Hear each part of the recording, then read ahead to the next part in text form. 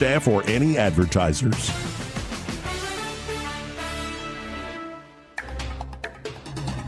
It's time for Montgomery's conversational radio show. It's News and Views on News Talk 93.1 FM. To join the conversation, call 272-9228.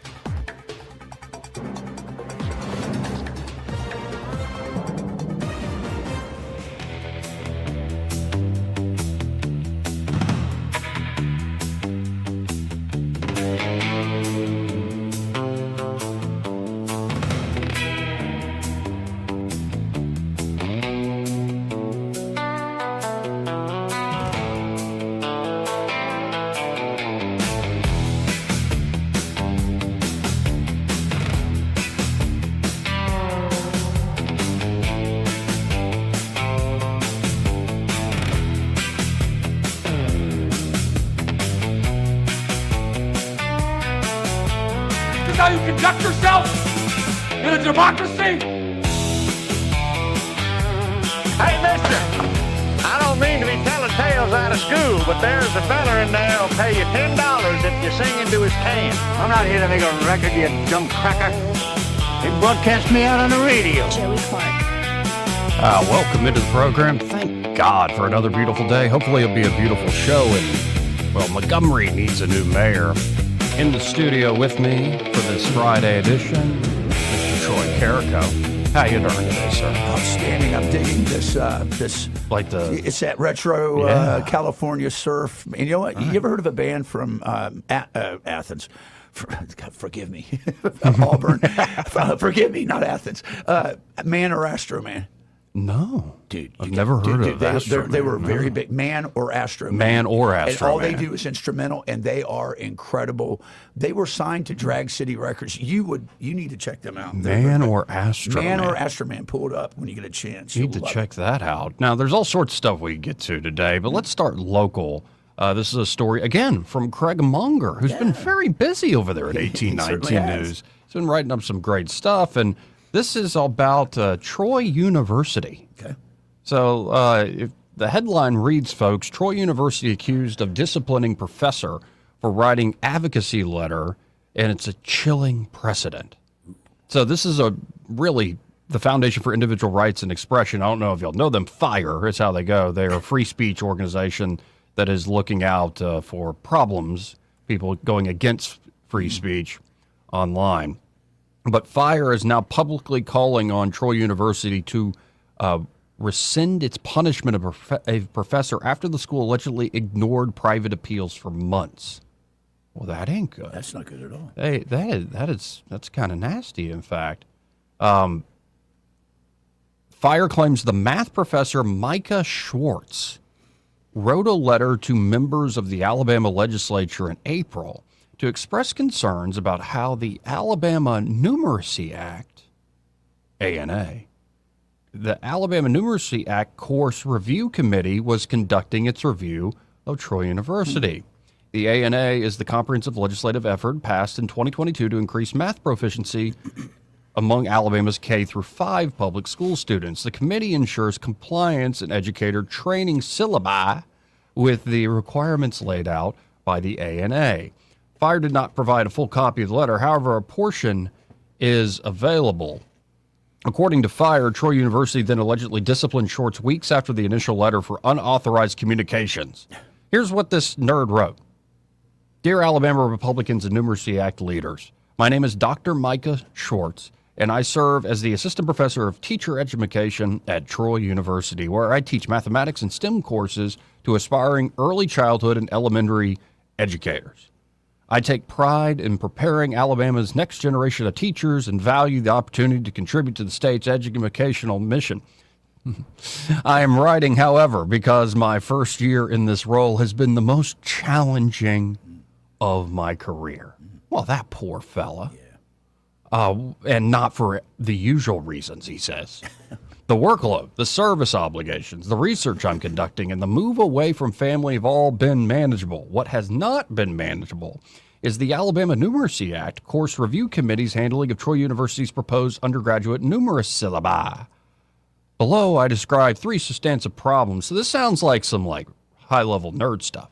Yeah. But According to Fire, Troy got mad at this guy for unauthorized communication, claiming that by using university letterhead, he represented he was communicating in an official capacity on behalf of Troy University. The school reportedly sent a second disciplinary notice in May for quote-unquote unprofessional conduct after he shared the letter with the students. Fire Director of Faculty Legal Defense Zach Greenberg sent a letter to Troy on June 25th claiming Schwartz's objections were numerous. The letter also objected to his disciplining, stating his letter was clearly a private citizen exercising his First Amendment right regardless of the letterhead. He faulted the committee, which is tasked by the state to oversee math instruction methods, for a lack of transparency and prompt feedback, making faculty syllabi review unmanageable. The letter read, Schwartz identified himself as a Troy professor, described his personal experience as an educator, and did not state or imply that he spoke for Troy. It continued, his letter to Alabama representatives was not a university communication. It was his own private letter that he is free to share with any interested parties. There is no evidence that Schwartz disclosed any confidential information, as his Canvas message contained only his letter and the title, letter that got me in trouble. Furthermore, Schwartz, as the target of the disciplinary action, retains the only privacy interest in this personnel matter. Public universities may not retaliate against employees by punishing them for discussing their own disciplinary records. After Fire's June efforts to get the university to rescind its disciplinary measures allegedly went ignored, the organization is now making the matter public and demanding that Schwartz discipline be undone. Well, but how do you unspank somebody? I mean, once you spank somebody, they're spanked. Like, I don't know how you rescind a spanking. Like, I guess you could pay them. But the right to petition government officials is one of the core expressive freedoms explicitly protected by the First Amendment, said Greenberg, the Fire lawyer. Academics don't surrender that right just because they choose to work at a state school. By attempting to silence a professor for speaking out about how taxpayer dollars are being spent and then punishing him for sharing his plight with others, Troy is setting a chilling precedent that would lead to more censorship and less government accountability across the state of Alabama. You know, reading all that? Yeah. A couple of things come to mind. Number one, he identified himself as an employee of a professor in the stead of education and specifically STEM and math. Mm-hmm. So he's established his bona fides as a professor. He used Troy letterhead. It's no different than if I'm in the U.S. Army and I use U.S. Army letterhead and I send something out. That's construed as an official communique on behalf of the organization. If dude had a problem, dude needed to go VFR direct on just plain stationary to them. If you don't enforce things like that, then there can be pandemonium and chaos in organizations. So I understand, and I happen to know Jack Hawkins very well. Dr. Jack Hawkins, he's a very close friend of Admiral Davis. I've spent time with them. He's an outstanding individual, a two-time Purple Heart winner like myself, and a Vietnam vet, infantry officer. He cares about that university deeply, and I think if that guy would have even got his audience, he could have probably talked about it, but he opened that can, and it's too late now. So yeah, I don't know. I don't know I see why that would be the policy of the university, or many organizations don't use official letterhead when you're doing a private communication, and especially your own private, say, advocacy, wanting to change laws. Right. But I don't know the law in this matter. Like, it could be Fire and this professor have a good First Amendment case, and that just because it's on that letterhead, again, he never says I'm speaking for them. And he says, look, and the reason I'm mentioning that I'm at Troy and on this committee is to give me gravitas. Like, I actually have eyes on the prize. Yeah. Bona fides. And the problem with that is now he's established himself as that I got you. By the way, folks, we both, Troy and I both apologize for all the Latin. Gravitas, bona fides. Like, what is this? What are we even doing? Mea culpa. Yeah, mea culpa, yeah. So, I don't know. Like, reading all this, though, beyond the actual content, is like, thank God I am not in a university setting anymore. You don't want to be an academician? I don't want to be in academics at all. I might help with, like, youth ministry and stuff. Yeah, that's like, noble. really is just kind of like listening to people. Sure. But I don't want to be the teach. I don't want to be the teacher. I don't want to be the administrator. I don't want to be a student. Not even I don't a want to dean? be a. You don't wanna be the dean? I don't want to be a dean. Do I look like a dean to you? No, but you could tell someone, son, going through life fat, dumb, and drunk is no way to live. Now, I did get some blue light glasses that are still over there in my bag. Yeah. Actually, could you grab those for me? sure. It's in that front compartment, the very front compartment that's still opened up. Yeah, that little thing. And grab those glasses. And so maybe I could be a dean if I wore these glasses. Let's throw these on, actually. Try them on. Try them on there. Yeah, and too bad Eddie's not here to judge it. Yeah, I think I could be a dean. I'm looking at It would be at some liberal arts, artsy-fartsy school in the Midwest, probably. You can't use official letterhead, sir. But it makes me just think,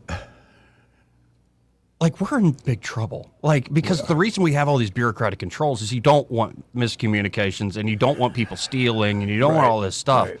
But these institutions have become so big, so unwieldy, that of course you have to have these measures. But what happened to the human element? You know, I think I've met Jack Hawkins before. great guy. Great guy. I was much younger. He's been around there at Troy for a long Been time. there for right? quite a while. Yeah, so it was like some high school, like leadership summit that, like, the school sent me to. Like, Joey is going to be a future leader.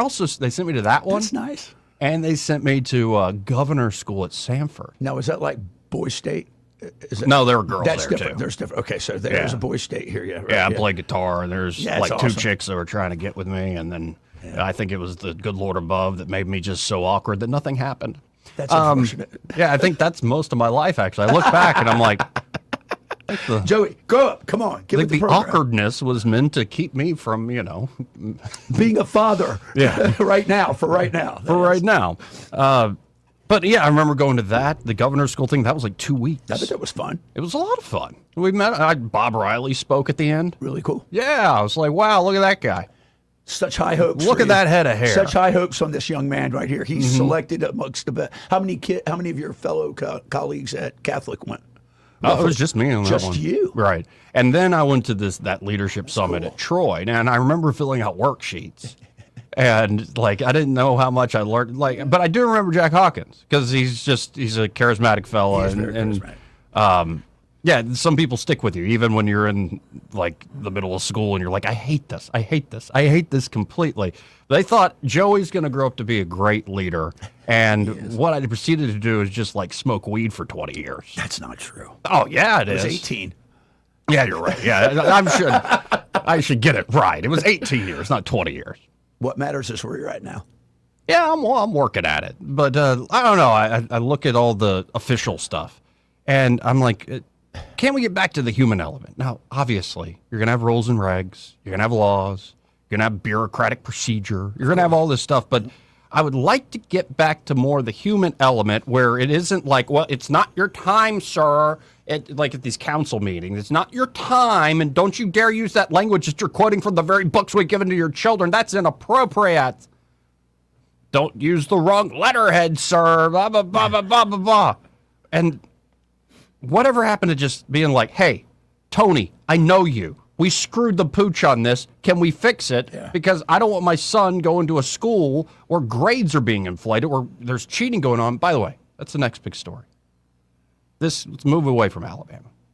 Because actually, I think the Numeracy Act and the Literacy Act here in Alabama should have been put in place, actually had teeth put into them much sooner. They kept postponing it for years.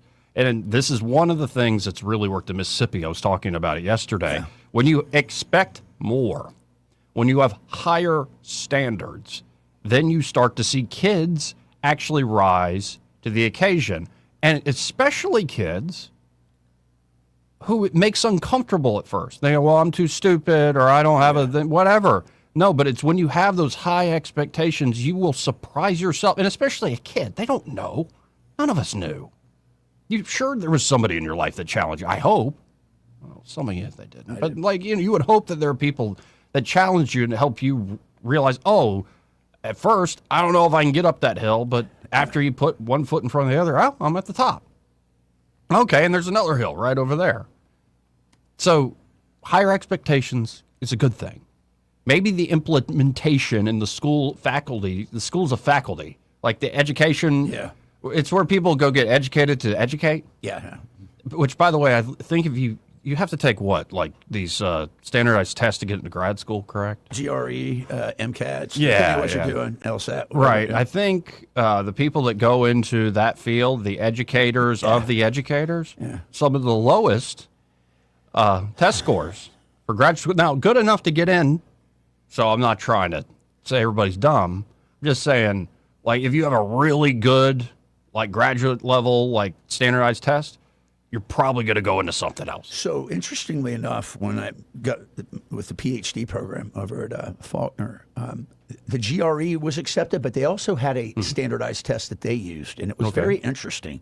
It was more of a composite, like an ACT with history, geometry. It was a lot of cool stuff, and I liked it. I found it interesting. But what I was going to say, Joey, is, and I don't mean this in a negative way towards academicians. Oh, please do. Okay, well, my experience being a graduate instructor and also teaching at Gulf Coast Junior College when I was coaching basketball there down in Florida, academics draws the ash and the trash, it seems like. What I mean is people that don't want to go into the workplace, maybe don't have the skill sets, but they just keep progressing and paying, and now you find them teaching. And Well, and that's, again, it's a broad brush. not all of them. Not But all of them. here's how I always put it. Because there are really some great teachers that really care. Incredible teachers, And they're often some of the best teachers in the world are the ones that go against the way things are normally Absolutely. done in the system. They usually get singled out, don't they? Yeah, or they're forced to quit. That's what I mean. Yeah. Or they choose to quit because Sure. they're like, I've gone against the grain for too long here. I'm tired of it. What y'all are doing to kids is crazy. But here's how I've always put it. Like, next time, I would ask teachers themselves, you're at a faculty meeting. Do you look around the room and be like, because the Avengers movies are coming back again. They brought back Robert Downey Jr. to play Dr. Doom. We're going to save it from all the woke crap we just did in this last phase. But they'll sit around the faculty conference table and be like, look at this. Oh, just 1 second. We'll get back to the curricula. But look at this room. Look at all these heroes in here. And I'm sure, like, teachers know too much about teachers to really accept the hero label inside the house, if that Sure. makes any sense. I'm sure. Outside the house, teachers are heroes. Noble intentions. And by the way, I can test this theory. It's more dangerous the more I go with this. Police officers, heroes. And I'm not going to judge otherwise. Sure. Even members of the military, heroes. Thank you for your service. But I know if you go inside the house, there's going to be certain guys you're like, you signed up, and you've always crossed that line, so that's beautiful. But dadgummit, you screw up all the time. Well, the truth that you just hit the point on the head. Robin says to me all the time, Troy, if you get too close to anything that looks good, you'll find fault with it, and that's what's going on in that. Yeah. Well, and sometimes, reason I bring all this up, folks, even though it might. What do you mean? Police officers and teachers and soldiers and those who serve in the military aren't heroes. We're all human. What I mean is, people make the title. It's not the belt. It's not the championship that makes the man. It's the man who makes the championship. It's Ric Flair that does. The title does not make a man. No, you're right. Even if you slap the name president on, doesn't mean he's actually in charge, number one, or two, actually going to rise to the occasion and be a good president. Yeah. But we've gotten into the society where, well, let's just slap the name hero on it because it'll make everybody feel good and it'll make problems go away. It won't, but it'll let everybody be like, well, I'm heroic and you're heroic and I'm getting straight A's and you're getting straight A's when you know for a fact that I scored better than you, but we both are getting straight A's. Why do I say all this? Well, I saw a Libs a TikTok post. And they said, stop what you're doing and watch this. This is a teacher, I believe, former teacher of the year. This is in Nashville. Okay. Listen to this. This is at a council meeting, I believe, a board of education meeting. I was teacher of the year at John F. Kennedy Middle School in Antioch. By the way, thinking of that Van Halen song right now, just looking at her.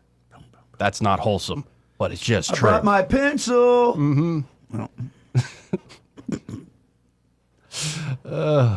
Great drum solo at the beginning. And the guitar solo at the That's great. Man, listen, Van Halen, that's back. Got it bad, got it bad, got it bad.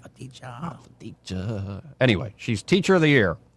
Let's let her actually speak. I was teacher of the year at John F. Kennedy Middle School in Antioch. this past year and Blue Ribbon Teacher of the Year for the district. What you have in front of you right now is my resignation letter. I resigned in May. You can read those 3 pages at your leisure, but I've heard a lot of positive data in this meeting, and I just wanted to give you some facts from my firsthand experience. Or she keeps going, I've heard a lot of positive data in this meeting. Yeah, this is what I mean. People can paper over stats. People can paper over with titles. They just cover. Like it's like the kid that you tell to clean up his room and he just throws everything into the closet. You're like, that's not correct.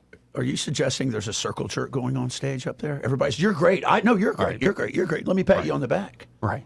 Oh, there's a little bit of It happens well, all let's the time. hear her out. Let's She's hear got what she the says. facts. So first, district leaders asked me to fabricate grades for a parent who sat in the office for hours until her daughter's failing grades were changed. Wow. It creates false entitlement. What happens when these kids lie, cheat, and cry their way through school and end up as future doctors, police, or politicians? When will you protect the future of our society? Second, that same parent has harassed over 30 teachers. Teachers have filed police reports, and entire school districts have had, or entire schools have had restraining orders against her. Yet she's still allowed on school property, showing up to field trips her child didn't earn, and filming other students. When will you stop prioritizing parents' feelings over the safety of our teachers and our students? I heard you also mention that we're closing gaps in teacher vacancies. I want the public to know that many of those are filled with uncertified teachers. My third point, HR withheld money from my employee paycheck as well as many others. They took $500 from me specifically, and it put me behind on my mortgage. And then they sent out an email saying that they had to do it to pay other employees. When will you pay teachers what they are owed? My fourth point, the news reports that behavioral issues are down. They are not. We are simply banned from reporting them, forcing us to keep disruptive students in the classroom. Statistics are being skewed to protect the district, not our children. Our children cannot read and write. They cannot do basic math. And we spend 40 hours a week with these students, so we know them better than the district and those fake numbers. Please stop undermining our professional decisions, because honestly, it's breaking the efficiency and it's giving HOA quality. So Dr. Battle, my question to you Thank you. You're out of time, ma'am. Thank you. We're not human. We have procedures here. This is self-government. Goodness gracious, man. Poor leadership. That's what she's saying is there's poor leadership at the top. Whoever the dean, the superintendent is, poor leader. Yeah, it's a shame. And here's a little bit more of what she was talking about. This is an actual news report in the Nashville area where they, get into just a little bit of what was going on there. Let's listen in together. Anna Wills also fought back against changing failing grades, writing, "What is being done is unethical and could very well be interpreted as illegal." The emails show that administrators wrote Wills had failed students, but had not alerted their parents to their failing grades, as required by district policy, and that because of it, she needed to pass the students, giving them a D. Wills fired back, saying one student was told many times to make up the exams and never did, and that she was out on medical leave for much of one semester, and asking, when was I supposed to be contacting parents? Writing, quote, "You can cook the books to have the data look the way you need it." Man. Well, and you got to wonder how much of this is society-wide, not just the schools. And so no wonder the kids can't read or write. It's no different than, like you said, the University of Michigan. Oh, God forgive the wow. terrible, dirty Wolverines, the Arab Wolverines. That's terrible up there, man. It's such a listen. Hey, I know a few clean Arabs. Shut your mouth. Listen, they say flush. Down in Columbus, they say flush twice. It's a long way to Ann Arbor. But what I was going to say was we know that there is a culture now that students, particularly at some universities, can go in and say, hey, I paid $40,000 a year to attend this private university. I expect to have some good grades coming out of here. Yeah. What do you do? You're worried about dropping enrollment? You're worried about profiteering? It's not a good situation. You know what I think all this is? It is the politicization of everything. Now, people think of that word, politicization. You're politicizing something, and they think of Republicans and Democrats. Mm-hmm. And especially the other side that you're not, the team that you aren't a part of, aren't they always politicizing stuff, folks? It's so terrible. And I agree, it sometimes is terrible. But actually, I think there's a role in our so-called self-government for that sort of accusatory performance that goes on between Republicans and Democrats. What I mean by politicization is everything is a political process. Mm-hmm. And a downside of our democratic system, if you want to call it that, it's actually a constitutional republic, young man. I'm sorry, Unc, it's not Thanksgiving, and I'm not drunk, and neither are you. We can talk about it being a republic, not a democracy, but people use words all the time. Anyway, thank you for splitting hairs. But another aspect of our democracy is it's not really about truth, is it? No, it's not. It's about, well, what's God in democracy? The number of votes. Yeah. Who actually wins the majority? And so you see that in campaigns. I know you just fought really hard this campaign, and you fought hard on a few other things behind the scenes of the legislature. And what you find is the arguments are there, and there are facts and figures on whatever side of the argument. Sure. But it's really more about perception. Absolutely. And the people you know, and how do you persuade and sway the perceptions of others around you. And again, when that is just in, say, electoral politics, as dirty of a business it can be, that's actually kind of a great way to let off steam, to let people accuse one another. You get to the truth often that you might not have. Yeah. But when that sort of mentality starts to sneak into everything, into the professional world, across the board, where it's not about what's true, it's not about upkeeping standards, whether in police forces or schools, or heck, you saw it in the military before the new guys got back in town. Absolutely. It's about how everybody perceives things and how everybody feels. It's all like, well, if you just complain enough, because that's what we're taught to do as voters, right? If we just complain enough, things will get better. Squeaky wheel gets so grease. If I just sit in the office and raise hell, especially after I've donated a bunch of money to this school, they're going to listen to you. I don't care if little Johnny's a stoner and he's dumb. Give him an A, or at least give him a B. And I don't know. I look across the board at like these stories that crop up, and it's a question I've asked many times, and I guess I'm guilty of it too. But like I said, smoked weed for 18 years. Where are the adults? Now, you're a generation ahead of me, but you know what I mean. Yeah, I do. And I think that the question is, you have to define what an adult is. And I think that there is a moving target to it, meaning that people's values and ethics change over time. And I'm not sure if it's due to the digitalization of our lives and just the standoffish consumerism of everything. But certainly, Joey, I think one could make the argument that they become a business model now, not a noble institution of learning, not something like the ancient Lyceum or anything of that nature. And again, you have great teachers, you have great police officers, you have great members in the armed services. Sure you do. You have great people across the board, and that's the beautiful thing. You can't just focus on the negative. There are amazing people doing amazing things in all sorts of walks of life, and most of them do never, ever get a headline. Right. Or even much of that a boy. Like, it's often the stuff we do in the shadows that's really good, that helps support somebody, or essentially bare wounds for others, that are actually the things we'll be maybe not remembered for, but it's what makes you. So never underestimate that, even when nobody's looking. You know, they can't see what you believe, so make a believer out of yourself. Absolutely. And do the right thing when no one's watching. But where is that these days? Where is that mentality on so many levels, where it does seem like everybody is a little soft? Everybody, you've brought that up before. Everybody's a little childish, and not childish in the same way as exactly as a toddler, but self-absorbed, self-centered. Yeah, and we're all that way. Now, again, I can contradict myself in the sense that the world's wide, but I think there are a lot of folks who want things to be better, who try to be the adult in the room, who are doing their level best, and they've seen the same thing. And this is why you get teachers who, as a teacher of the year, goes, I had to resign.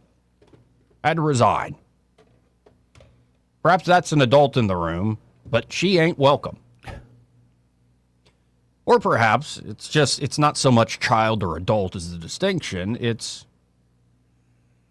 a moral sense of the world. Right. And if we live in a world where it's your truth and my truth and and it's feelings and perception, that's where we're at. And it's really, at the end of the day, what governs the world is the power mechanisms.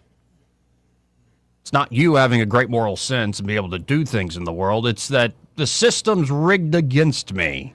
I was dealt an awful hand coming out the wound. Yada, yada, yada. All these things. And it's like, maybe you were. Maybe the system is rigged. But if that is the excuse for you not to do your level best and to sort of play along with it, then why get up in the morning? Right. I mean, seriously. And that's where we're at on a lot of fronts. And it's really crazy. It is. That, we played a clip from a Texas teacher yesterday. Mm-hmm. You see this now in Tennessee, where they're just making up grades. Antioch, which is a really nice school area. Yeah. So, there's scandals that have been going on in the education space for a while along these lines. But even here in Alabama, it's one of the things, I'll give credit where credit's due, that Kay Ivey stood for, at least when it first went through the legislature, the Numeracy Act and the Literacy Act. Mm-hmm. It's a great idea. Higher standards, expect more. If your kid cannot do math or read at a level we expect somebody in the 3rd grade to be able to do, you're not going on to 4th grade. No excuses, play like a champion. But even here, that's a great idea. And it's finally in practice. What you find is, we got to delay it. Got to delay it. Probably because guys like this fella at Troy, Micah Schwartz, I see your Schwartz is as big as mine. Schwartz. Was essentially complaining, the implementation of the stuff, it's too tough for the faculty's education to actually revise their syllabi and all this other stuff. Is it? So, we should expect more of the kids, but we should also expect more of a lot of these folks in these so-called professional, heroic institutions. And right now, I think that's why you see it with the children, because it's happening first with those supposed to be leading the children. Had Schwartz been in my unit with me when I had Captain Jury, he would have had a box of those Kotex things thrown at him. Now, I tend to agree with Fire that Schwartz has probably every right to write a letter to the university, even if it has Troy letterhead on it.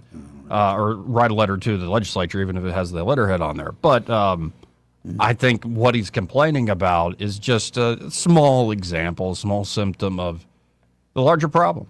And, I'm not trying to pick on education. You can pick any sort of large bureaucratic institutions, and that's most institutions these days. Whatever did happen to the mom and pop store, there are a few around. There's a few around. Not many. Not as many as they used to be. And that might explain why you're seeing, by the way, record numbers of people on disability. Record numbers of people on disability. It's absolutely insane. What is this? This is from the Bureau of Labor Statistics. Okay. The number of Americans ages 16 and over reporting a disability has hit a new all-time high of roughly 37 million. Wow. That's 1/12, 1/13, 1/14, roughly 1/13 of our population. But this has been going like gangbusters since, 2021. COVID. When COVID came, there you go. Yep. There you go. Yeah, February 2021 marks the clear inflection point. The rate of increase shifted to a new, steeper trajectory to 3 to 4 sigma departure from the prior trend. I don't know what that means, but it sounds smart. That means a significant statistical deviation. Sounds smart, though. Yep. And you see also beyond people actually claiming disability, it's up, by the way, 23% in the last 5 years. You get to that number of 37 million, 23% increase since February 2021.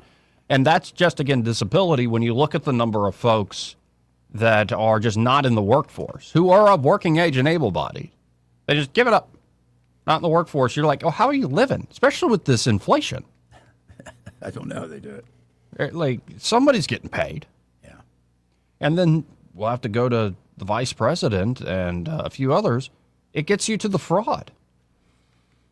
That's the thing I think that probably leads those numbers to be inflated, is that people are falsely inflating them. And when you have these money flows that are in the billions, trillions of dollars worth over, say, a 10-year window, of course everybody's got a little bit of they got a finger in the pie.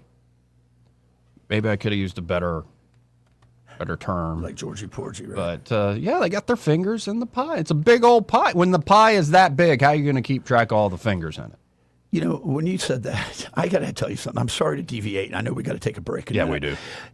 What about nursery rhymes? When you talk about putting your finger in a pie or living in a pumpkin, rub-a-dub-dub, 3 men in a tub. What is going on in that one, do you think? Rub-a-dub-dub, 3 men in a tub. The butcher. Is that an actual The butcher, nursery? the baker, the candlestick maker. Look it up. I'm troubled by that one. I'm very troubled by that one, Joey. It's a very traditional rub-a-dub-dub, 3 men in a tub. Hold on. Yeah, pull that up, brother. Yeah, you pull that up, brother. Pull up rub-a-dub-dub. It troubles me.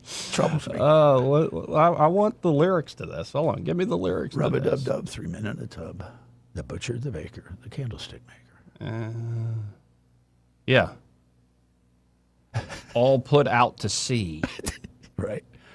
I don't know what that means. I'll tell you what it means. It means that there's apparently it referred to whoring around, that they would go get drunk, get in these tubs, and the women would massage them and things. Like dating back to the 14th century, the original rhyme makes references to maids in a quote-unquote tub, a fairground attraction similar to modern peep shows. The rhyme is of a type calling out otherwise respectable people for disrespectable actions. In this case, ogling naked ladies, the maids. The nonsense rub-a-dub-dub develops a phonetic association of social disapprobation, analogous to tisk-tisk, albeit of a more sexual variety. But when you say it at face value, rub-a-dub-dub, 3 men in a tub, what is going on in that tub is what I want to know. Eddie, that was for you. Well, I think you just go back to the first line. What's going on in that tub? Mischief. No. What's going on in that tub? Rub-a-dub. Rub-a-dub-dub. Want to carry News Talk in your pocket? Download the News Talk 93.1 app from the App Store. Available on iPhone and Android. Never miss a moment. Download now. WAKA Blue Water Broadcasting, Tyndall Incorporated, and Piggly Wiggly Food for Less invite you to help us stuff the truck on Saturday, August 22nd from 10 a.m. to 2 p.m. at the Sturbridge Piggly Wiggly Food for Less. Donate non-perishable food, classroom supplies, or cash to help local students facing food insecurity and support our teachers. Visit WAKA.com for a shopping list and stop by our community resource fair for valuable services and information for River Region families. Together, we can stuff the truck and strengthen our community. Hi, this is Bo Goodson from the Goodson Group with your Real Estate Minute. How to find the right mortgage lender. Most of all single-family sales involve obtaining a mortgage loan to finance the sale. How do you know you have the right lender? First, always use a local lender. There is no out-of-state lender that can match the services and the interest prices your local lender can provide to you here. We have many good quality lenders to choose from here in the River Region. Some guidelines for a buyer would be: 1, can I meet face-to-face with the lender, get to know that person before I turn over all my personal information to a complete stranger? Next, depending on your needs and price range, try to get more than one option with financing to choose from. Very important to know what are all the closing costs and prepaid costs up front so I can make an informed decision on which program to use. For help with a list of top lenders, call Bo Goodson for help. Bo Goodson, 221-2883 at the Goodson Group. In August, buy any large pizza at Pizza Perfect and get any medium pizza for just $2. Pizza Perfect's buffet includes pizza as well as spaghetti, breadsticks, salad, dessert, and drink for only $13. $12 for seniors, first responders, and military. The buffet is available Monday through Saturday for lunch and for dinner on Tuesday, Friday, and Saturday. Pizza Perfect is also available for pickup and delivery. Any medium pizza is just $2 with the purchase of a large at Pizza Perfect on Coliseum Boulevard in Eastbrook. The Rich Thomas Weather Network is brought to you by Ernest Financial. If you're tired of losing your money in the stock market, call David Ernest, 334-279-7431. Ernest Financial, LLC. Rich Thomas Weather. Well, hi, everybody. The relentless August heat wave continues. Heat advisory will be in effect probably, I'm thinking, right on through the weekend, if not beyond. Daily heat indices in the 105 to 110 range, easy. Lots of sunshine. Highs actually in the upper 90s today, tomorrow, Sunday, and probably early next week at least. Nighttime lows will be in the upper 70s. And the daily rain chances are very small, but not zero. You know, sometimes we'll get lucky. The storms will be random, but few and far between. From the Blue Water Weather Center, this is Rich Thomas. When the heat hits to the river region, don't wait. If your AC quits, Hands Heating and Air offers same-day service, or your diagnostic charge is free with their Comfort a Day or you don't pay guarantee. Plus 24/7 service with no overtime charges. When news happens, you'll hear about it first. The River Region's most trusted voice. News Talk 93.1 FM WACV.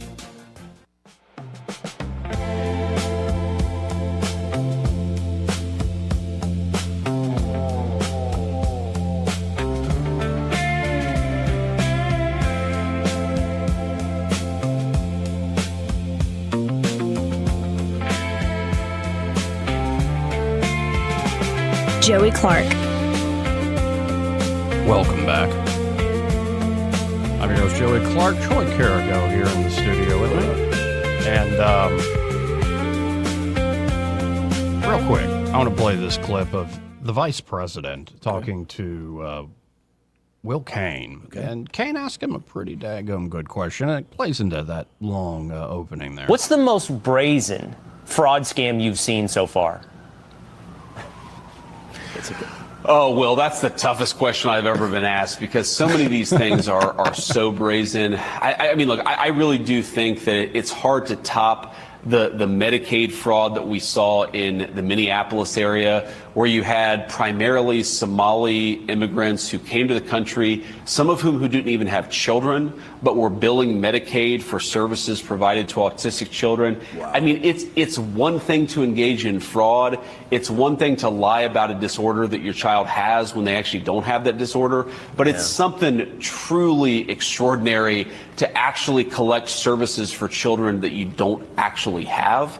So that's got to be at the top of my list. But Will, I got to say, man, while it is hard sometimes to put a stop to the fraud, it's hard to prevent the money from going out the door. And of course, once it's gone out the door, it's very hard to get the money back. Finding fraud, there's just so much of it. I mean, you asked about this Chinese marriage scheme. There were thousands of people who were actually getting paid money to marry somebody that they had never met before so that that person could get access to American citizenship and all the benefits that come from it. There's all the Medicaid fraud. There's the food stamps fraud. There's the Small Business Administration fraud. There's this gender transition fraud. The unfortunate reality, Will, is that fraud in Washington, D.C. was as common as bad weather, and bad weather is very common in Washington. So we got a problem here. We're fixing that problem, but it's going to take us a long time to root out all this fraud because there was so much allowed to fester during the Biden administration and really beyond that. So that's a lot of fraud. It is a lot of fraud. That is a lot of fraud. And you got to wonder, where's all this coming from? Because that's not like the rub-a-dub-dub 3-minute-a-tub thing. That's all about, true immorality. Sure. Like, in fact, oftentimes when you read certain translations of, Paul's letters, it'll say, and immorality, and then you'll read the footnote and he's talking about sex. Sure. So it's that's one thing, and we got plenty of true immorality in society, but that's not what's causing the fraud. There's something else just deeper where it's in as the vice president just said, everywhere you look, you can find it. And then we're so far gone, we don't have the means to actually stop it, even though you can see it all over the place. That's the problem. What do you do? It's like stepping on cockroaches. They're everywhere. Absolutely crazy. This part of the program brought to you by Pest Pro Services, speaking of cockroaches. Yeah, that's right. And Pest Pro can help you with cockroaches. You ever have one fly on you in the middle of the night and then you lost it? Not in the middle of the night, but on my porch. They come out at night and they'll crawl up. Yeah, but so you have to admit they do. I have just a primal response to them. Now, you got to kill them, but, like, I don't know about the folks who just are like, yeah, I'll pick it up with my hands. Yeah. Well. Like, don't go away. Like, I don't want you around me anymore. If you're going to be that way with cockroaches, what I want is Pest Pro Services to get rid of them. That's right. What I want is Pest Pro Services to get rid of my fire ants, to get rid of my mosquitoes. Maybe I got sugar ants because somebody left the lemonade out on the counter. That's a problem. What I want is Pest Pro Services to do year-round inspection and protection for termites. And what I want is Pest Pro Services to show up on a regular basis, to just spray around, make sure none of these nasty little critters are getting into our humble abode. So check them out today. You can always learn more at ppsriverregion.com or search Pest Pro Services on the Book of Faces. That's where, especially with school starting back, yes, you're going to see a lot of great giving back with Ashley and the team there at Pest Pro. They loved, in particular, to highlight local athletics, especially high school athletics. So keep a look at Pest Pro's Facebook page for that. And, of course, you can always call them direct for services at 265-9990. That's 265-9990. And be sure to tell Ashley and that great team that Joey and Troy, well, those fellas on the radio sent you. We'll be right back. Want to carry News Talk in your pocket? Download the News Talk 93.1 app from the App Store. Available on iPhone and Android. Never miss a moment. Download now. For too long, Alabama's statewide news companies have shamed us for our conservative Christian values. Alabama deserves a news company that cherishes our culture, a company that isn't bought and paid for by the powers that be. 1819 News is that company. Run by Alabamians for Alabamians, 1819 News celebrates what is good and beautiful about our state, while exposing those who work against our values in secret. Just go to 1819news.com to learn more. Subscribe to our newsletter. That's 1819news.com. The premier place the River Region turns to for news, weather, traffic, and opinion. News Talk 93.1 FM WACV.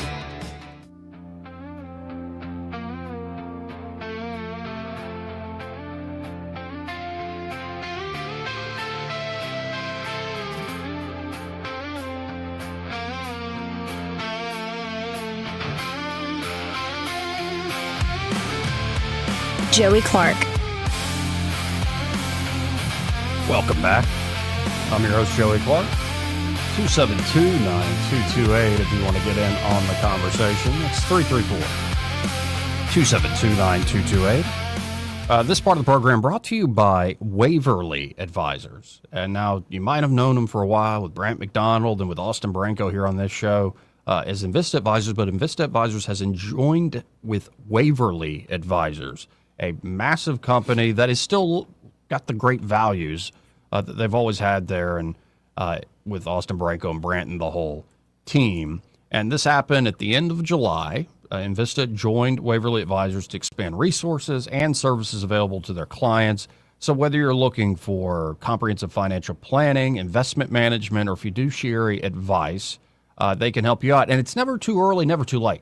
Like if you really want to start investing, and they can meet your needs. Say you're, a little more risk averse because you're near retirement age or you're already in it and you want to have that money managed in a pretty conservative way. Of course, they've long done that there. But it could be, say you're in your 20s or 30s, you've inherited money or you've made a lot of money very quickly in your life and you want to actually take a few risks because you got the time to do it. Well, they can help you out there with that investment management. But say you started up like a nonprofit or even a small business and it's done great. But it's done so good, it's created all these new problems of like, I'm not sure what, especially on the financial side, what I need to do next in order to keep up with all this.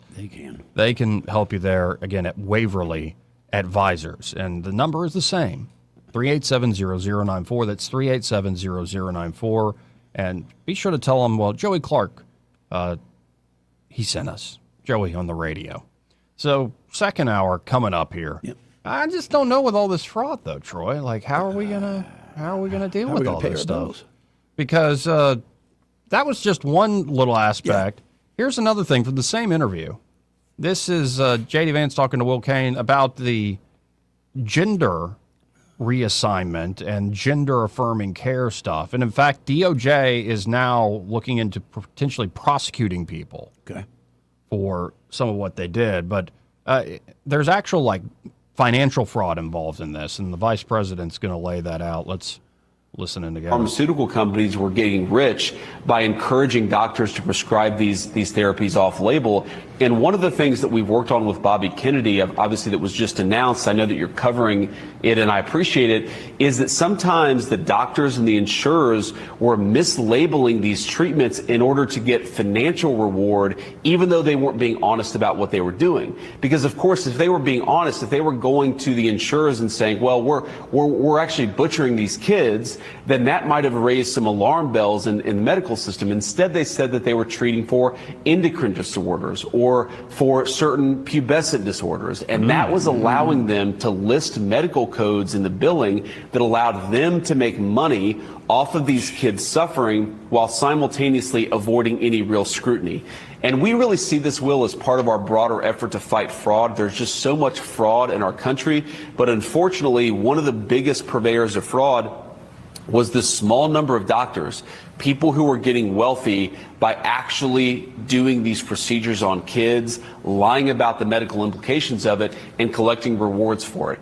Obviously not most doctors. I think most physicians obviously are good people who want to do right by their patients. But we do know, unfortunately, Will, some of these doctors were getting a lot of money by performing irreversible and untested therapies on kids. Yeah.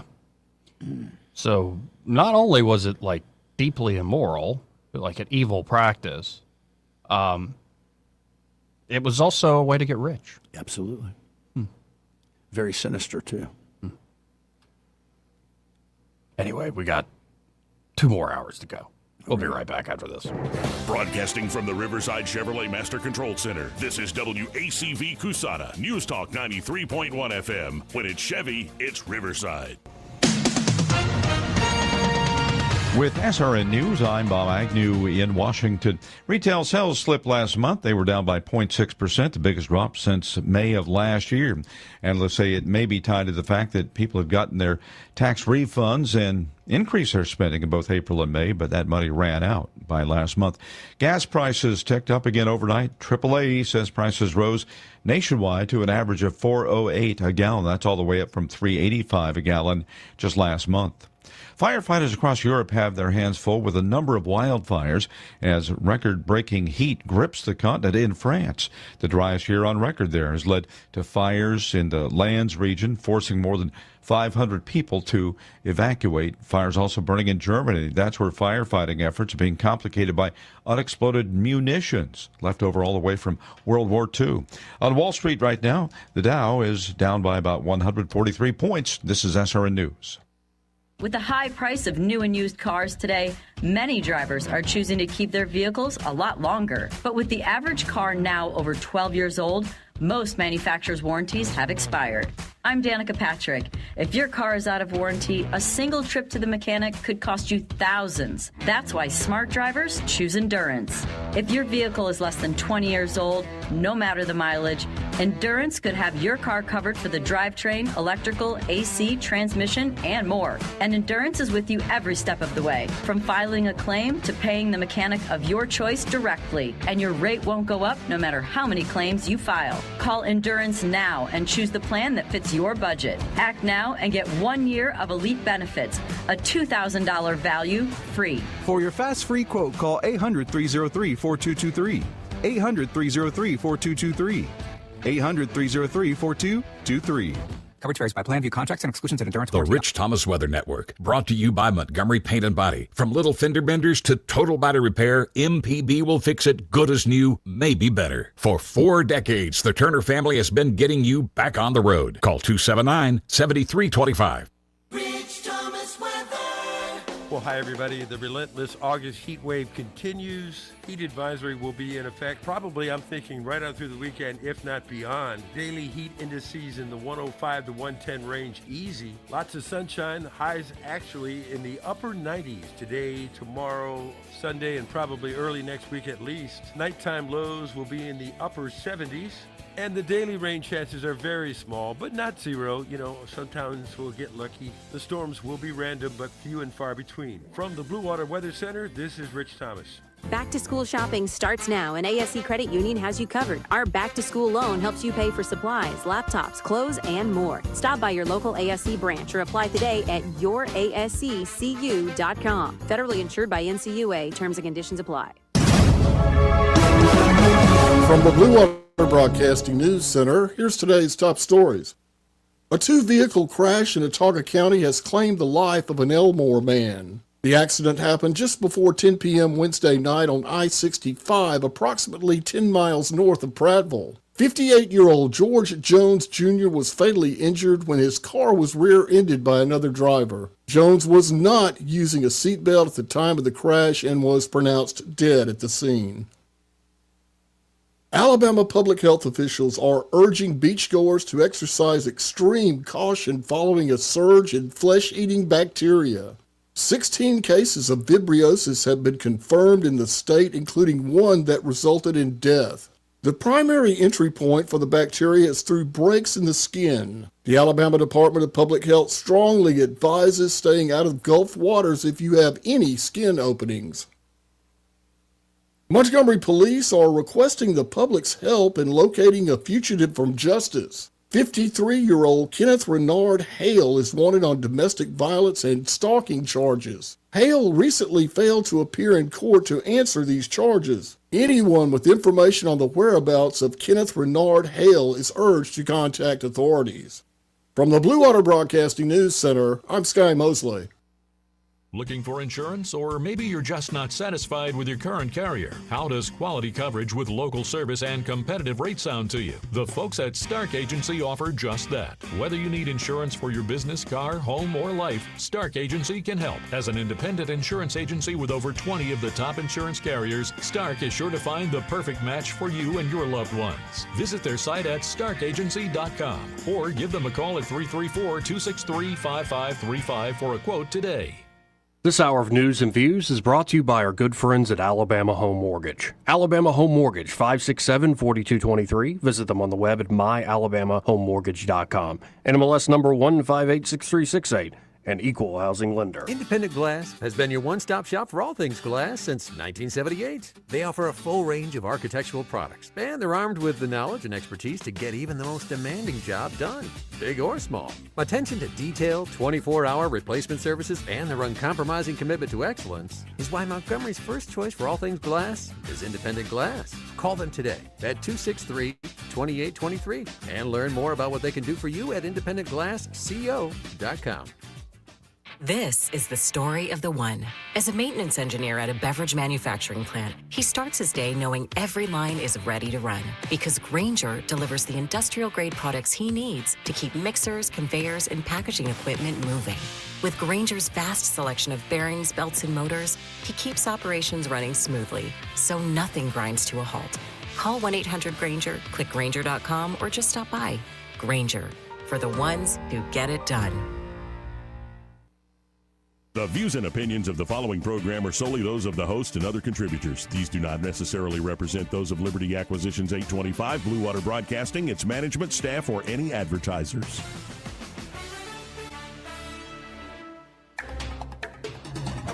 It's time for Montgomery's conversational radio show. It's News and Views on News Talk 93.1 FM. To join the conversation, call 272-9228.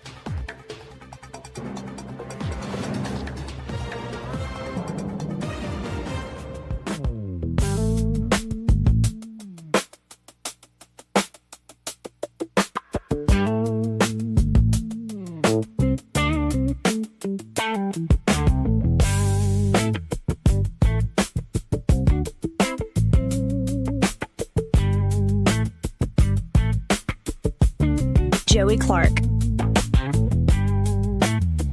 Welcome back. I'm your host, Joey Clark. Troy Carrico here in the studio with me. 272-9228. If you want to get in on the conversation, that's 334-272-9228. Before we get into the video the State Department put out, did you see what the New York Post called national disgrace? Suspect charged with vandalizing D.C. World War II memorial. Didn't see that. Yeah. Really? Yeah. Trump was tweeting about it or whatever he was posting about it earlier today. Dirtbag indeed. And so what do we know about it? Well, we know a little bit here or there. D.C. U.S. Attorney Jeanine Pirro announced charges Friday against a woman who allegedly vandalized the Capitol's World War II memorial by pouring bubble soap into its fountain and spray painting a cryptic message on its stone edifice. And here's a photo of it. There's the lady right there. That's what I figured it'd be. What do you do with people like that? Yeah, here's another. Think she likes to get high? She's an angry boomer. Yeah, man. Absolutely. Sickening. Yeah. Oh, look at all the red paint there. Yep, look at all the spray paint. Oh, man, that's. I hope the full weight of not just the law but social justice comes to her. Yeah, Trump posted on True Social, our beautiful World War II memorial was just hit by spray painting vandals. There can be no greater insult to those American heroes who died in World War II. First the reflecting pool, now this. We're on their trail. Where do these animals come from? Well, there's just a lot of unhappy people in this world. That's for certain. You ain't kidding. And they just let it out. Let it out with the politics. But State Department put this out like 3 days ago. Okay. And I was waiting on Hugh to talk with you about it and sort of watch it. It's on the Monroe Doctrine. And you and I both covered this together and separately. That if you look at Trump foreign policy, Iran tends to be the sore thumb of, I would otherwise say, a stellar record. Agreed. And that stellar record has a grand strategy where, to this day, I still have like family members, like Big Lips, who are like, well, it makes no sense what he's trying to do. Why does he care about Greenland? Like, have you looked at a map? It's kind of important. Have you looked into the technological changes happening? Yeah. Like, perhaps it would be wise to have a very large geographic area that we could have essentially complete surveillance of the, not just airspace, but under the ocean as well. Arctic Circle, yeah. All the way up into space. That might help with stopping drones. That might help with stopping missiles. It will. And it would also be nice if we stopped letting Central and South America be run by a bunch of criminals. Now, everybody in government's a little bit of a criminal, right? But literal criminals, murderers. Well, everybody in government. Okay, shut up, you libertarians. You kind of have a point, but somebody's got to kill somebody and do it for good. That's right. Anyway, State Department put this out about the Monroe Doctrine. And so essentially what Trump did, and for a little while they're calling it, what, the Donroe Doctrine? Yeah, Donroe, I heard. Yeah. Yeah. Which is a little lame. It's pretty arrogant. It's full of hubris. You're telling me Trump is a little arrogant? He's full of hubris, yes. Yeah. I was okay with that. Yeah. But here, let's watch along with this and actually see what the State Department has decided to put out. See. It's 1823. The map of the Americas is being redrawn. Spain has spent centuries amassing a new world empire stretching from Patagonia to California. Now their grip was slipping fast. One by one, Spain's colonies are declaring independence. And back in Europe, the old empires are not taking it well. They're asking themselves, what's to stop us from taking it all back? The United States had come into being mere decades ago in the Revolution. Then we fought Britain again in the War of 1812. America was concerned of the involvement of foreign empires in the New World. Now, America sensed an opportunity to establish a new order. That's what, Kevin Moreno Cabrera, he's the ambassador to Panama. Yep. Britain, focused on protecting its trade with the emerging nation, proposed a joint declaration with the United States to deter intervention. But Secretary of State John Quincy Adams, suspicious of British motives, convinced President James Monroe to act independently. Monroe then declared a decree to Congress, among the boldest diplomatic statements in American history. The American continents, by the free and independent condition which they have assumed and maintained, are henceforth not to be considered as subjects for future colonization by any European powers.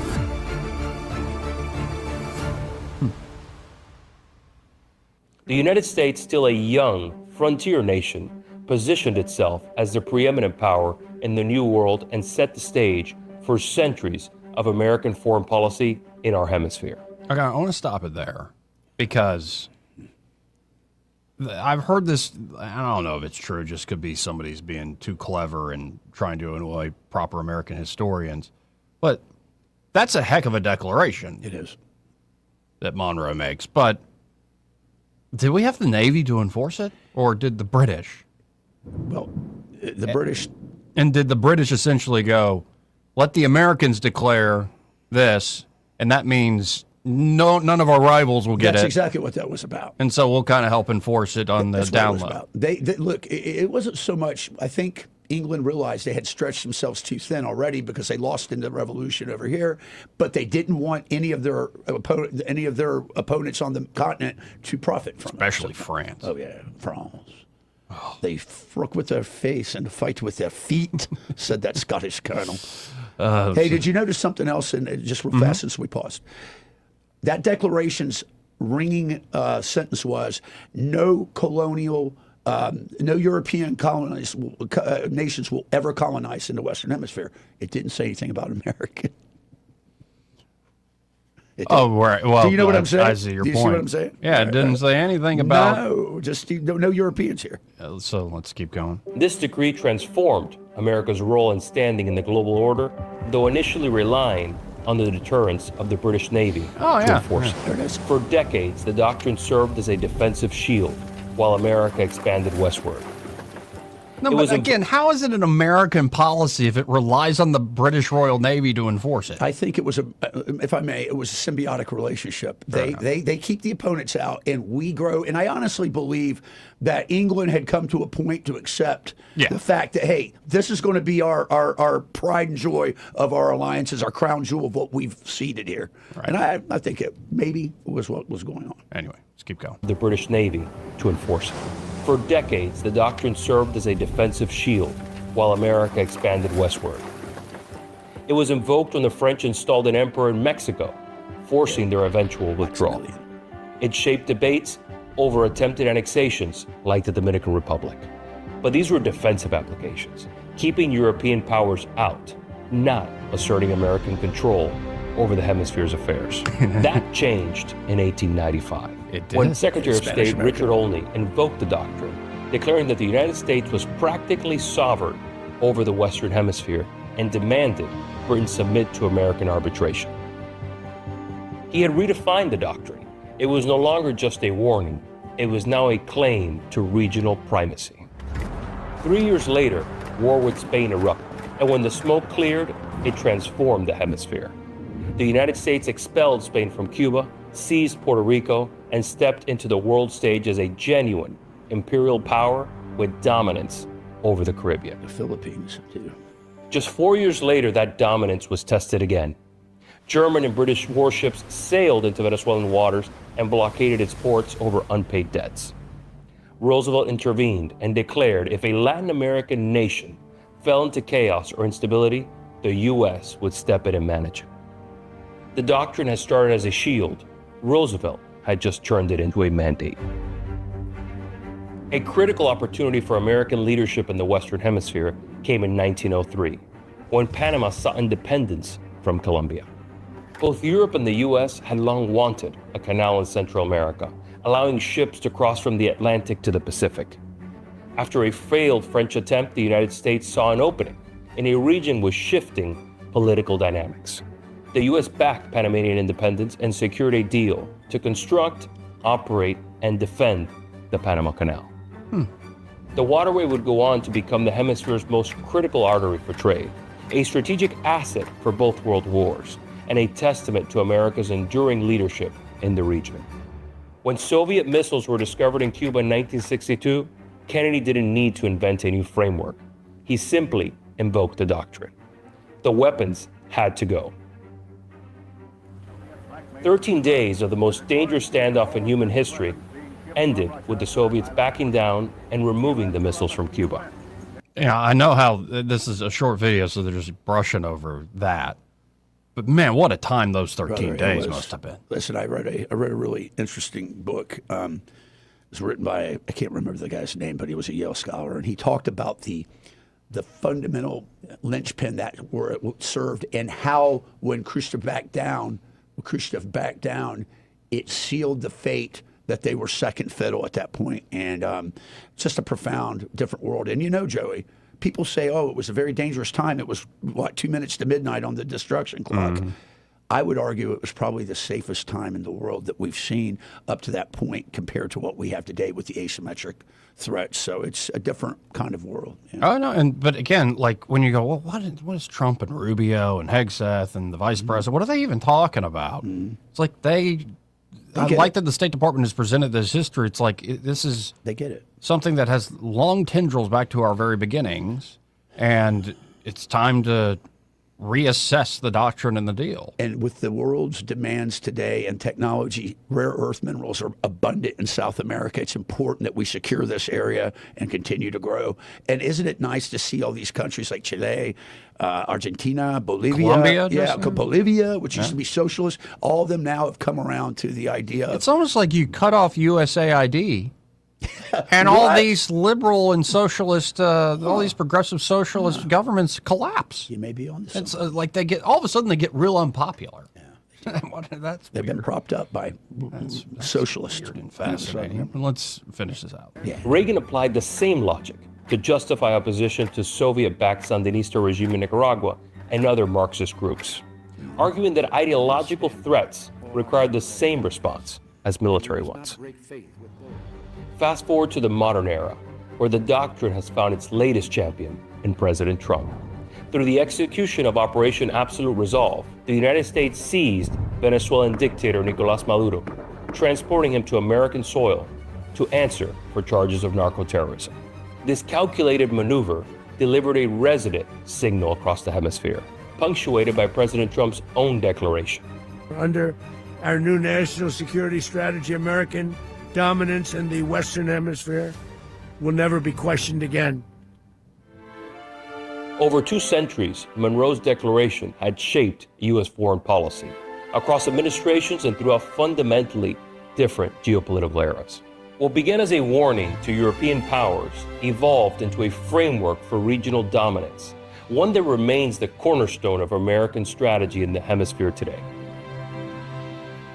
Ken, that was put out by the State Department themselves. Outstanding. Yeah. And more stuff like that, please. Like, that's cool. Like, get on top of the content creation that's truly, like, educational. And instead of opening clinics for transgenderism in Kenya, right? Right, something like that.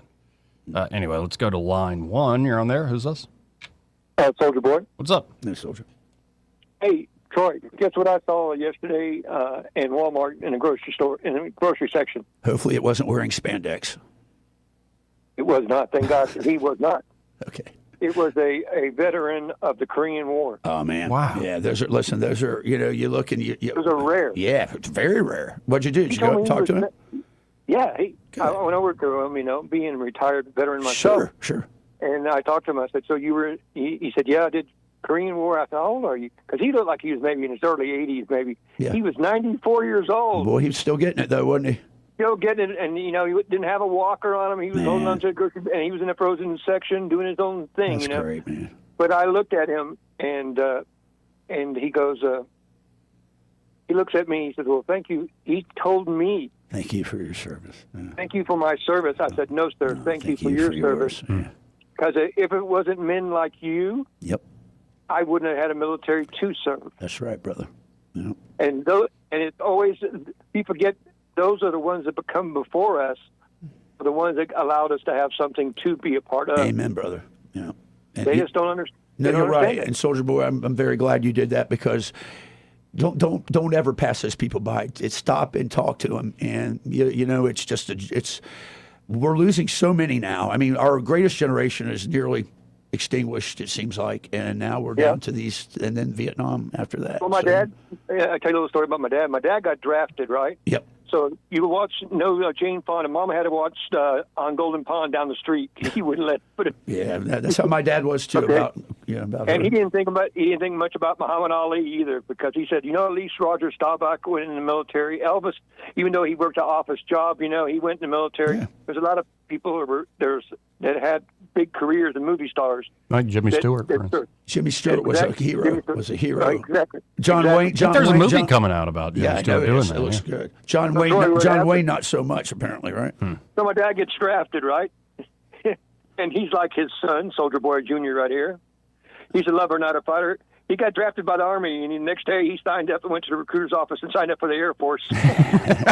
Hey, he's smart. That's how you got it. Oh, he was smart. And you know what he did? He ended up doing 30 years. But you know what he had the greatest thing in history, the opportunity to do? What did he do? He was a senior master sergeant, and most crew chiefs on aircrafts, are usually like staffs or techs at the most. Right, okay? E7s, E6s. Yeah. Dad was a senior master sergeant, That's E8, and guess who he was a crew chief for? Have no idea. General Chappie James, the first black Air Force general. Very cool. Very cool story. Yeah. So we went to the NCO Academy. Everybody was telling these stories and everything, and I pulled out a picture, and I said, "Here's my dad." He goes, "That's Chappie James." I said, "No, that's my dad." You can't tell the difference. It's a great story. He would take him in the F4E. Yep. The F4E two-seater. Yep. And he would take him flying, and he used to ask him all the time, and he'd say, "Sergeant such, you want to go flying today?" He said, "I don't know." He says, "You're the crew chief. That plane should be tip-top." I guess he used him like a guinea pig, He said, "You're not going to be safe to fly in it." I'll fly it. I work on it, I mean, it's absolutely. But do you hear that Iran, is it Iran? Yeah, Iran, they're flying F4s in the air? I have not heard them. I've not heard them breaking air right now. I've not. No, that I did not know. They had to cannibalize. They can't get parts for. Oh well, no, I know that, but I'm saying I thought that they have basically grounded their aircraft right now with what's going on, but I could be wrong. Well, a lot of stuff is like they did the ME-262s. Well, they got a lot of them in caves and underground. Yeah. No, it's not that. I'm just saying they have F5s. They got a bunch of garbage. Is what they got basically. F-14s, I think, were all effectively destroyed. So, Troy, what's going to happen next? I got to thinking about this, and I think Joey and I were going to talk some about it here a little bit later in the show. I'm going to read something. But right now, what's going on is brilliant on behalf of the Iranians, that they have 6,000 sailors and 552 ships basically stuck in place. And at some point, they're betting on the fact that we will tire. They'll be able to charge the fees to get them out of there because we've cut off their oil. Exactly. What was it, Joey? About almost $1 billion a day. Basically, they're losing 800 million. So the point I'm making is they've got to make up those proceeds from somewhere. And right now, they're moving the George Washington out of PACOM into the Middle East to relieve, I think, some of the sailors there. And I'm going to read about this in a minute. There's some. Did you hear about a couple of them trying to commit suicide? Well, yeah, I'm going to talk about that. I'm going to talk about that at the end of the show. Sorry, let me ask you a question. Do we have the manpower? Do we have the ships and the ability? China is starting to rumble over there with the Philippines. Of course they should. This is the perfect time for them to act out. But there's a lot going on. I don't think they will. And I'm going to say this. Do we have enough? Listen, I think it's over-exaggerated. I'm going to talk about it. I've talked to some people at PACOM, and we'll talk a little bit. I don't want to give away the thunder yet, so just stay tuned. Yeah, we'll get to hear in a little bit, Soldier Boy. All right, guys. All right, buddy. Thanks, man. 272-9228. On that front, let's lead up to what you're going to throw out there, the thunder, as you put it. The U.S. will be applying economic measures that have never been seen on Iran, according to Treasury Secretary Scott Bessent, saying, quote, "It will be a combination of economic isolation like the world has never seen before and the continued blockade in the Strait of Hormuz that will keep anything from going in or out of Iranian ports." His statement comes as U.S. Defense Secretary Pete Hegseth reportedly said late Thursday stateside that the U.S. military can keep a naval blockade of Iran going, quote-unquote, indefinitely. The Navy will rotate ships in and out as we have and will continue to, Hegseth told reporters. Media reports have said, and we'll get to this, that the U.S. aircraft carrier USS George Washington was headed to replace the USS Abraham Lincoln, which has been deployed for more than 250 days in the Middle East. Its deployment had been expected to end in May. The George Washington Strike Group departed Vietnam on August 12th, the Navy said. Hegseth also told reporters that Reports about poor conditions aboard the Lincoln, including food shortages, declining morale, and even attempts by sailors to jump overboard, were quote-unquote completely misrepresented. After Hegseth's comments, Representative Michael Levin, a Democrat from California, said on X that he had sent a letter to Hegseth and Acting Secretary of the Navy, Hung Cao, to express serious concerns about conditions aboard the Lincoln.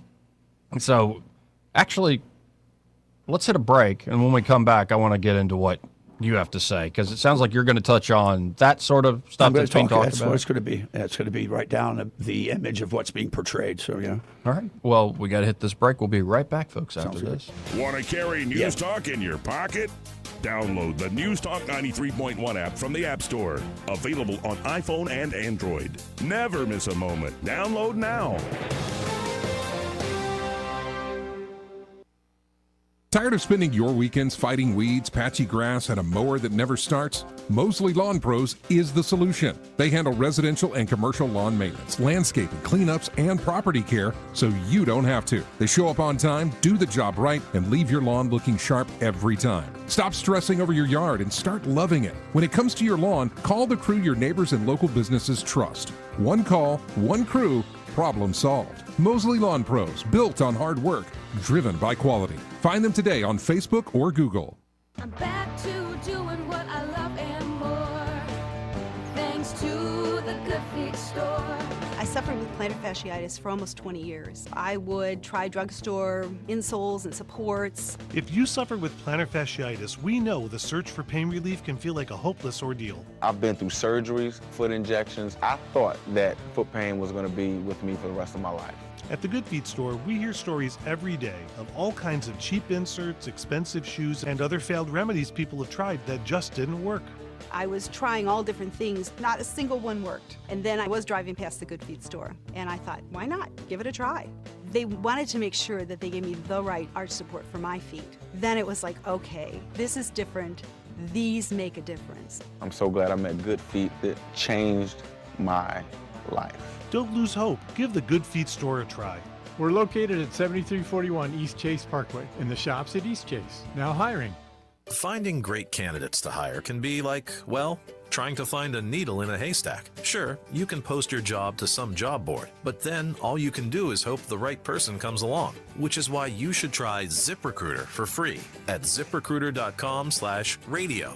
ZipRecruiter doesn't depend on candidates finding you. It finds them for you. Its powerful technology identifies people with the right experience and actively invites them to apply to your job. You get qualified candidates fast. So while other companies might deliver a lot of hay, ZipRecruiter finds you what you're looking for. The needle in the haystack. See why 4 out of 5 employers who post a job on ZipRecruiter get a quality candidate within the first day. ZipRecruiter, the smartest way to hire. And right now, you can try ZipRecruiter for free. That's right, free at ZipRecruiter.com/radio. That's ZipRecruiter.com/radio. ZipRecruiter.com/radio. ZipRecruiter. Are you tired of the mainstream media's biased reporting? Do you want to stay informed on the news that really matters to you? Look no further than 1819 News. At 1819 News, we bring you the latest in Alabama news, politics, sports, culture, and more. We've assembled a team of journalists with Alabama values dedicated to the truth and the truth alone. Visit us at 1819news.com today. That's 1819news.com. Subscribe to our newsletter. Honest News, Alabama Values. When the storm is over, that's when the real work begins. Maybe your roof survived, maybe it didn't. Before you assume everything is fine, have it inspected by someone you can trust. Capital City Roofing provides honest roof inspections and quality repairs without pressure or gimmicks. Just straightforward advice from experienced people who care about protecting your home. Call 334-277-3311 or visit CapitalCityRoofing.com. Roofs built right, relationships built to last. This is your roving reporter. Today I'm talking with a man from outer space. What's up, Earthling? I see you've landed your spacecraft over there in that field. That's right, man. My question is, why have you landed here on our planet? I came to see David Ernest. The asset preservationist? Yeah, man. I wanted to see if he would take a look at my portfolio for me. Well, before you make the trip over there, call him on his toll-free number, 833-596-7233. 833. And I understand those last 4 digits spell out the word safe. That is correct. Funny thing happened the last time I came to Earth. What was that? I went to the Walmart, man. Yes. And I accidentally went in the back door. How did that work out? Well, they stopped me and very gently told me that I needed to go around front and come in. And then what did you do? I said, cool, man. Take me to your greeter. You flew millions of miles just for that. Hey, man, I don't write them. I just read them. This hour of News and Views is brought to you by our good friends at Alabama Home Mortgage. Alabama Home Mortgage, 567-4223. Visit them on the web at myalabamahomemortgage.com. NMLS number 1586368, an equal housing lender. Rich Thomas Weather is brought to you by Wiley Sanders Truck Lines. Truckers, listen up. A $2,500 sign-on bonus only at Wiley Sanders Truck Lines. Work for a company that puts God and family first. 855-777-9785. Wiley Sanders Truck Lines. Rich Thomas Weather. Well, hi, everybody. The relentless August heat wave continues. Heat advisory will be in effect probably, I'm thinking, right on through the weekend, if not beyond. Daily heat indices in the 105 to 110 range, easy. Lots of sunshine. Highs actually in the upper 90s today, tomorrow, Sunday, and probably early next week at least. Nighttime lows will be in the upper 70s. And the daily rain chances are very small, but not zero. You know, sometimes we'll get lucky. The storms will be random, but few and far between. From the Blue Water Weather Center, this is Rich Thomas. When the heat hits to the river region, don't wait. If your AC quits, Hands Heating and Air offers same-day service, or your diagnostic charge is free with their Comfort a Day or You Don't Pay guarantee, plus 24/7 service with no overtime charges. Trustworthy, accurate, immediate. Carrying your voice across the river region. News Talk 93.1 FM WACV.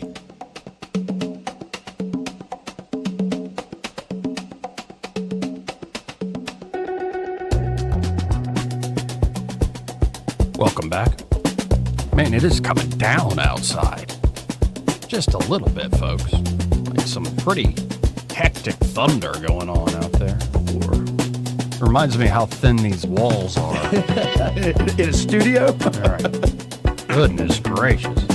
But let's get right into it, because I've heard this for days, that there was stuff going on with the USS Abraham Lincoln, like people were going to commit suicide, like jump off the ship, and like morale's low, and that's just what the press was putting out there. But sure. You wanted to address it. Well, what I did is I watched it every day build and build. I thought, well, what's going on here? So I made a call up to the Pentagon. A good friend of mine works in Hung Cao's office. I won't say his name, but he was affiliated with the push for Major James Capers.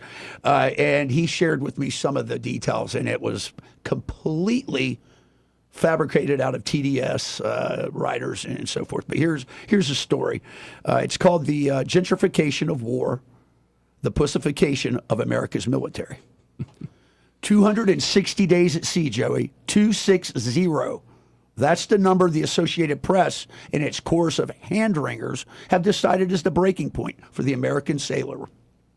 The carrier is out there, downrange, doing the nation's business. Yet the story is not about the mission, Joey.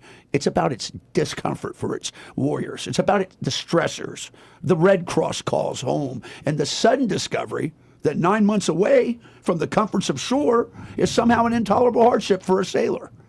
The article questions the integrity, this is a quote, the integrity and discipline of the crew, as if the real problem is the men and women standing the watch instead of the soft culture that now surrounds them. I have news for the authors of that piece and every lawyer, staff officer, and Democratic liberal ready to jump on it and use it. 260 days is not a crisis make. It is a partial deployment. I spent years in Iraq, Afghanistan, and across Southwest Asia and parts unknown. Years, not 9 months, with a mid-tour leave and a stress card in the pocket just in case. Real grueling years of continuous operations, of coming home only long enough to change uniforms and go again. No Red Cross interventions, no public lament about how long I served. The mission did not pause because someone missed their family reunions. The mission continued until it was finished, or until your body came home on the proverbial shield. This is the standard of the greatest generation, and they understood it without having to be told. They deployed They stayed until victory was secure, 1941 to 1946 in some cases, 5 years away. They came home a victor or on their shield. There was no negotiated 9-month limit, no institutional permission to declare the tour too long or too arduous. They understood that the purpose of the force is to break the enemy's will and his capacity to fight, not to manage the feelings of the force while the enemy keeps his powder dry. We have forgotten that lesson because victory itself has defeated us. We've become soft. After the great contest of the last century, we allowed comfort, process, and ideology to replace knowledge and hard-earned edges that actually wins wars. The culture has grown soft. The language grew therapeutic, and an insurgency took root inside the wire. People who believe the highest duty of a warrior is to remain emotionally intact rather than remain lethal. These soft socialist, communist insurgents parading as political leaders do not want nation destroyers or enemy killers. They want manageable personnel, useful pawns, useful idiots. They want nation builders, social workers with rifles, and carefully balanced demographic charts. They do not want the nation destroyer. They do not want the kind of man who will close with the enemy, find, fix, and destroy, get coffee breath close, and finish him. The DEI apparatus and the lawyers who enforce it have spent years sanding the edges off the force, teaching young leaders that the greatest risk is not enemy fire, but an unguarded comment or an unequal outcome. When those same young leaders then complain that a carrier deployment is too long or conditions are unfavorable, the same apparatus rushes to validate the complaint. Of course it does. Validation is the only product they sell. I did not get a reprieve for the first year in theater or the second consecutive tour. The calendars simply kept turning while the work continued. That is what service demanded of us. Sure, there were stabilization breaks, several months, but once again, you're thrust back into the breach. It is what service still demands of our warfighters if the United States intends to remain a superpower rather than a large, well-equipped therapy group. Sailors who cannot endure 260 days at sea without calling home for emotional support are not being failed by the Navy. They are revealing what the Navy has allowed itself to become. The stress cards are real. The Red Cross calls are real. The public sympathy for both is real. None of that changes the fact that the enemy does not care one iota about any of it. In fact, they're honing in on it and that sentiment, and they will exploit it in the press. The warrior ethos is not a lifestyle. It's not a the warrior ethos is not a lifestyle brand or a neatly presented product packaged to personal preferences. It is a decision to accept hardship, isolation, and violence as the price of keeping the rest of the country free to remain soft and fat.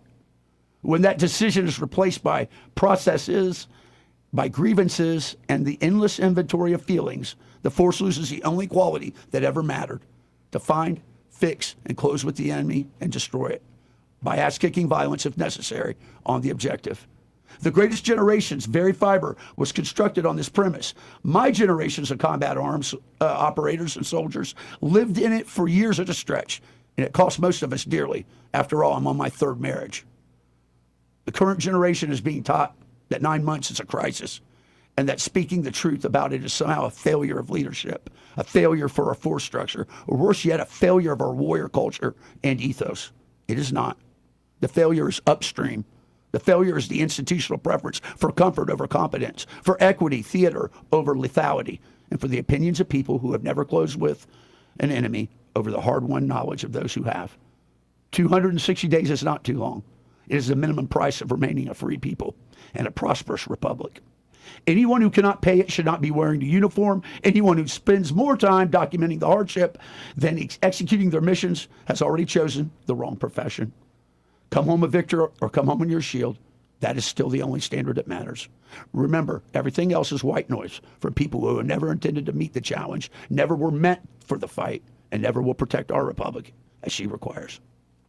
Troy Carrico, folks, and find that on Substack. Yeah, and it's almost like a theme to today's show, like whether it's in education at the local university level or it's in even the United States military. I think you can extrapolate it all over, Joe. It's where we're at. Or just corruption in general across our bureaucracies. Yeah. It's a different story, ain't it? Yeah, it's like, I don't wish it. I definitely pray for peace, but even in the midst of war, it's like we aren't experiencing, as you said, what the greatest generation has experienced. Or what the Soldier Boy just mentioned, the Korean War veteran. Yeah. And, Vietnam was horrid as well. That's where you start to see the beginnings of the, let's say, the counter culture at that time. You got to wonder how much of that was just homegrown or not. Though there's always been a great American sort of anti-war peace tradition. Right. There long has been. As much as we just covered the history of like Teddy Roosevelt and all that, this so-called imperialist, there has long been sort of a agrarian even sensibility to peace and anti-war, and including some of the strongest, advocates for it were folks who served in World War One. Like World War One made everybody not because it was insane. It was a war to end all wars. It was a war to end all wars. And it was insane the way that one was fought in particular. But it just shows that it's not shocking. It's not shocking to me that that's going on within our armed forces. Sure. And even under Hegseth and Trump and stuff. So yeah, it's unfortunate. But the truth of the matter is this, Joey. It came down to a email that was sent home from one of the sailors saying, I'm losing it over here. I feel like sometimes I just want to jump off the boat. Well, they immediately gets to the Red Cross, and now everything's blown out of proportion, and there you have it. So goodness gracious. 272-9228. That's 334-272-9228. Before we go to the next story to show, indeed, how soft we might have become, this part of the program brought to you by Alabama Home Mortgage. And if you're looking for, help, if you're looking for help with your home, like you currently have one, and you want to, say, renovate it, you want to add to the property, do some upgrades, why not a great refinance deal with Alabama Home Mortgage? It's your money you built up in equity. In fact, there are a lot of homeowners sitting on a lot of equity, and they haven't really thought through how much they could actually tap into without really hurting themselves by any means. Really, really cool ways Alabama Home Mortgage can help you. And, of course, it doesn't have to be renovations. It could be debt problems, especially credit card debt. Or it could be issues with making sure your retirement fund, you're burning through faster than you thought with inflation. Sure. What if you want to shore that up for at least, say, another decade? They can get pretty creative with it there with you. And, maybe you just want to go on the dream vacation, a great refinance deal. And especially if you're a veteran, 100% cash refinance? It's crazy. It's the best deal going. Yeah, and they specialize with the VA mortgage there at Alabama Home Mortgage, and that includes home purchases. So whether you're a veteran or you're not, they can walk you through the home buying process, and all starts with pre-approval. Don't skip that step, and they'll walk with you every step of the way, all the way to closing day. So check out Alabama Home Mortgage, right now. At least start the conversation with them. You don't have to, pull the trigger tomorrow. At least get the conversation going so you get that confidence that you're working with some great folks there. Kim Williams and Madeline Cannon. 567-4223 is their number. That's 567-4223. Or you can apply online at myalabamahomemortgage.com. There is a difference in mortgage companies. Let Kim and Madeline prove that to you today. NMLS number 1586368, an equal housing lender. Now, just to show what's Fox Business was just covering. Sure. And it's just, especially from what you were just talking about, and the history lessons we did and all this stuff. Yeah. There's a big freak out over... What are we talking about here? A Mississippi student. Okay. Mm-hmm. High school, college. Well, and it's not just in Mississippi. Actually, it's an interior decorator. Okay. Who's Mississippi-based. Okay. Her name's Shelly Gates. Shelly Gates. Okay. Shelly Gates, and parents are paying this. Okay. Shelly Gates charges up to $20,000 to transform a cinder block dorm space into a TikTok-worthy study sanctuary. It's Ole Miss. That's my beloved Ole Miss up there. Yeah. Gates is a former elementary school teacher who named her business Mary Margaret Designs after her two daughters. Okay. And if she looks familiar, it's because you might have seen her on social media where Gates' dream dorm designs have racked up over 26 million views. Okay. She charges $20,000 for this and does 15 to 20 dorm rooms each year. You do the math. That's pretty good. That's pretty awesome. She better be calling Austin Baranco. A few months' work and you're what? Woo. making We're in a our half own a mil, business. We're in our essentially. own business, buddy. Yeah, because I think 20 is probably just the general number out there. I'm that's the sure there's baseline, upcharges and all some. She's maybe over half a mil easy. Good. For what? Like a few months? If that? Like And a month or two? Well, and she has probably packages already. So she's like, okay, you want that one? We got everything. Let's go. Oh, and it gets back to Alabama, Row Tide. In the 3-minute TikTok, an unnamed blonde freshman in a hot pink workout set walks into her new pad in the Presidential Village 2 dorm at the University of Alabama. Yes, the same place that serves as a hotbed for Rush Talk, clearly in awe of her new swanked-out abode. The dorm room includes a cozy storage chair with a pink decorative rotary foam pillow, a handmade hot air balloon decoration, and custom-made wall art in a mix of cheery pinks, yellows, and blues. Nice. I have to say it. I mean, it's very. Pull a picture up. Let's take a look. It's very tasteful work, I suppose. Like, let me pull some of these up on the screen here. Like, I mean, I don't want to live in it. Like, I really don't, because, like, I'm a dude. You know, I like flowers, but that's about it. Like, give me warm mahogany. Give me like a cigar lounge. That's how I like. Yeah, you know what I mean? Leather and some mahogany. Yeah. Cedar. Yeah. Yeah, dark earth tones. Yeah. Right. That's what we would do. Right. I want my cave. That's right. Let some light in here. That's the first thing a woman says. Let some light in here. I live in the dark. I operate in the dark. But here, let's share. This is from, of course, the New York Post. Who else is going to be showing this?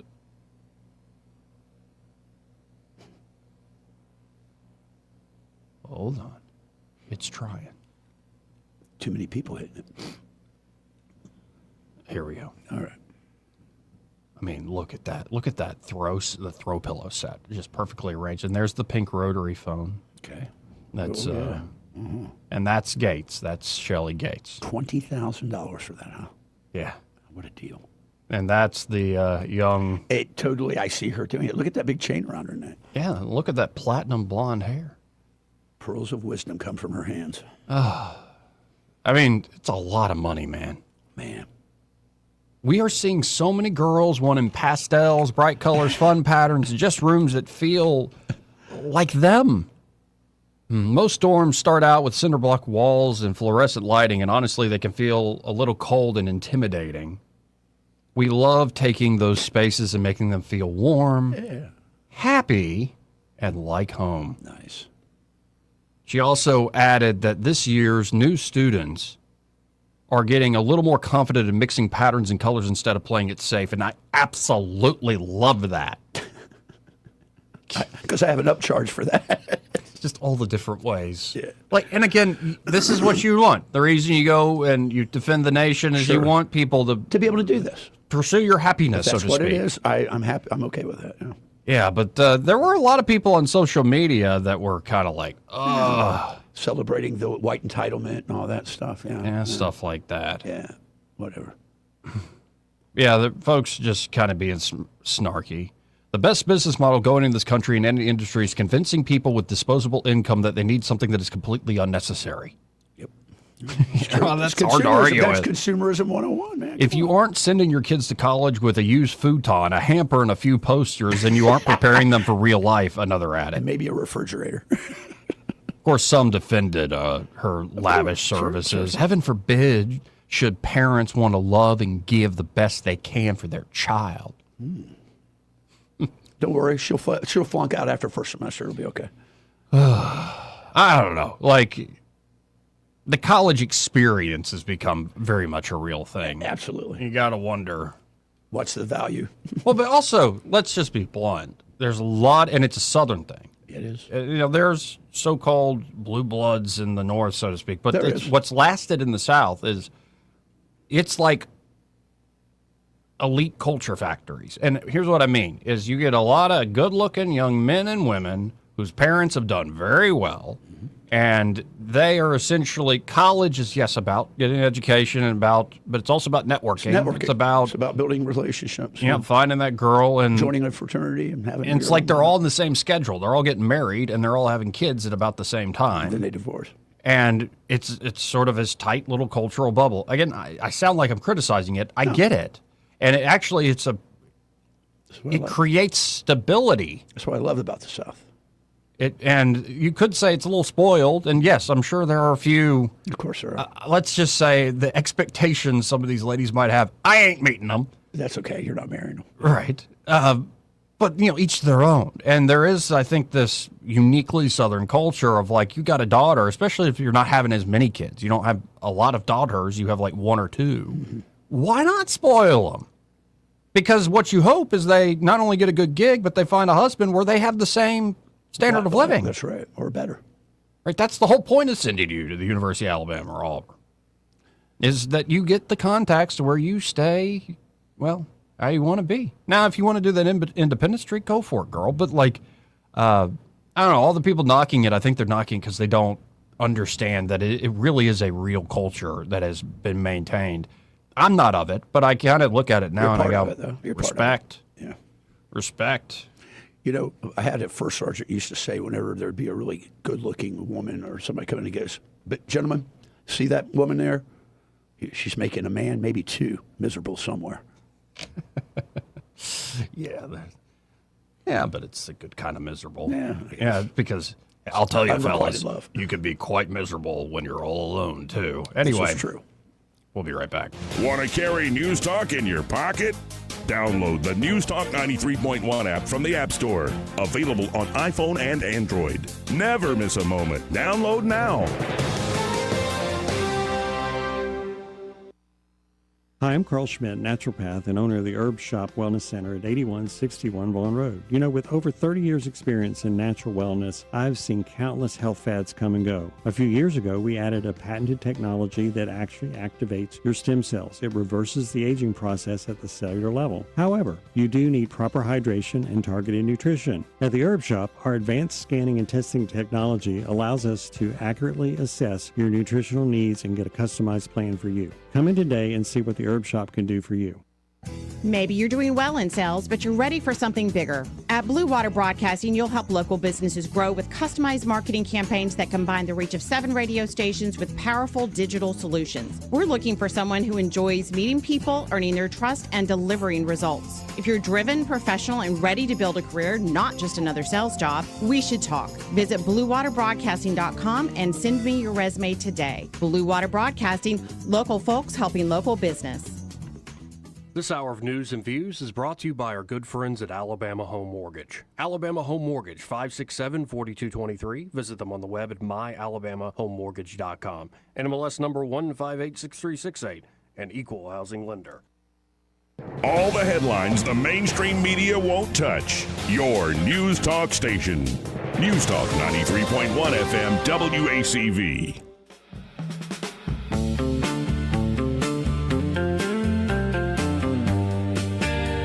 Joey Clark. Welcome back.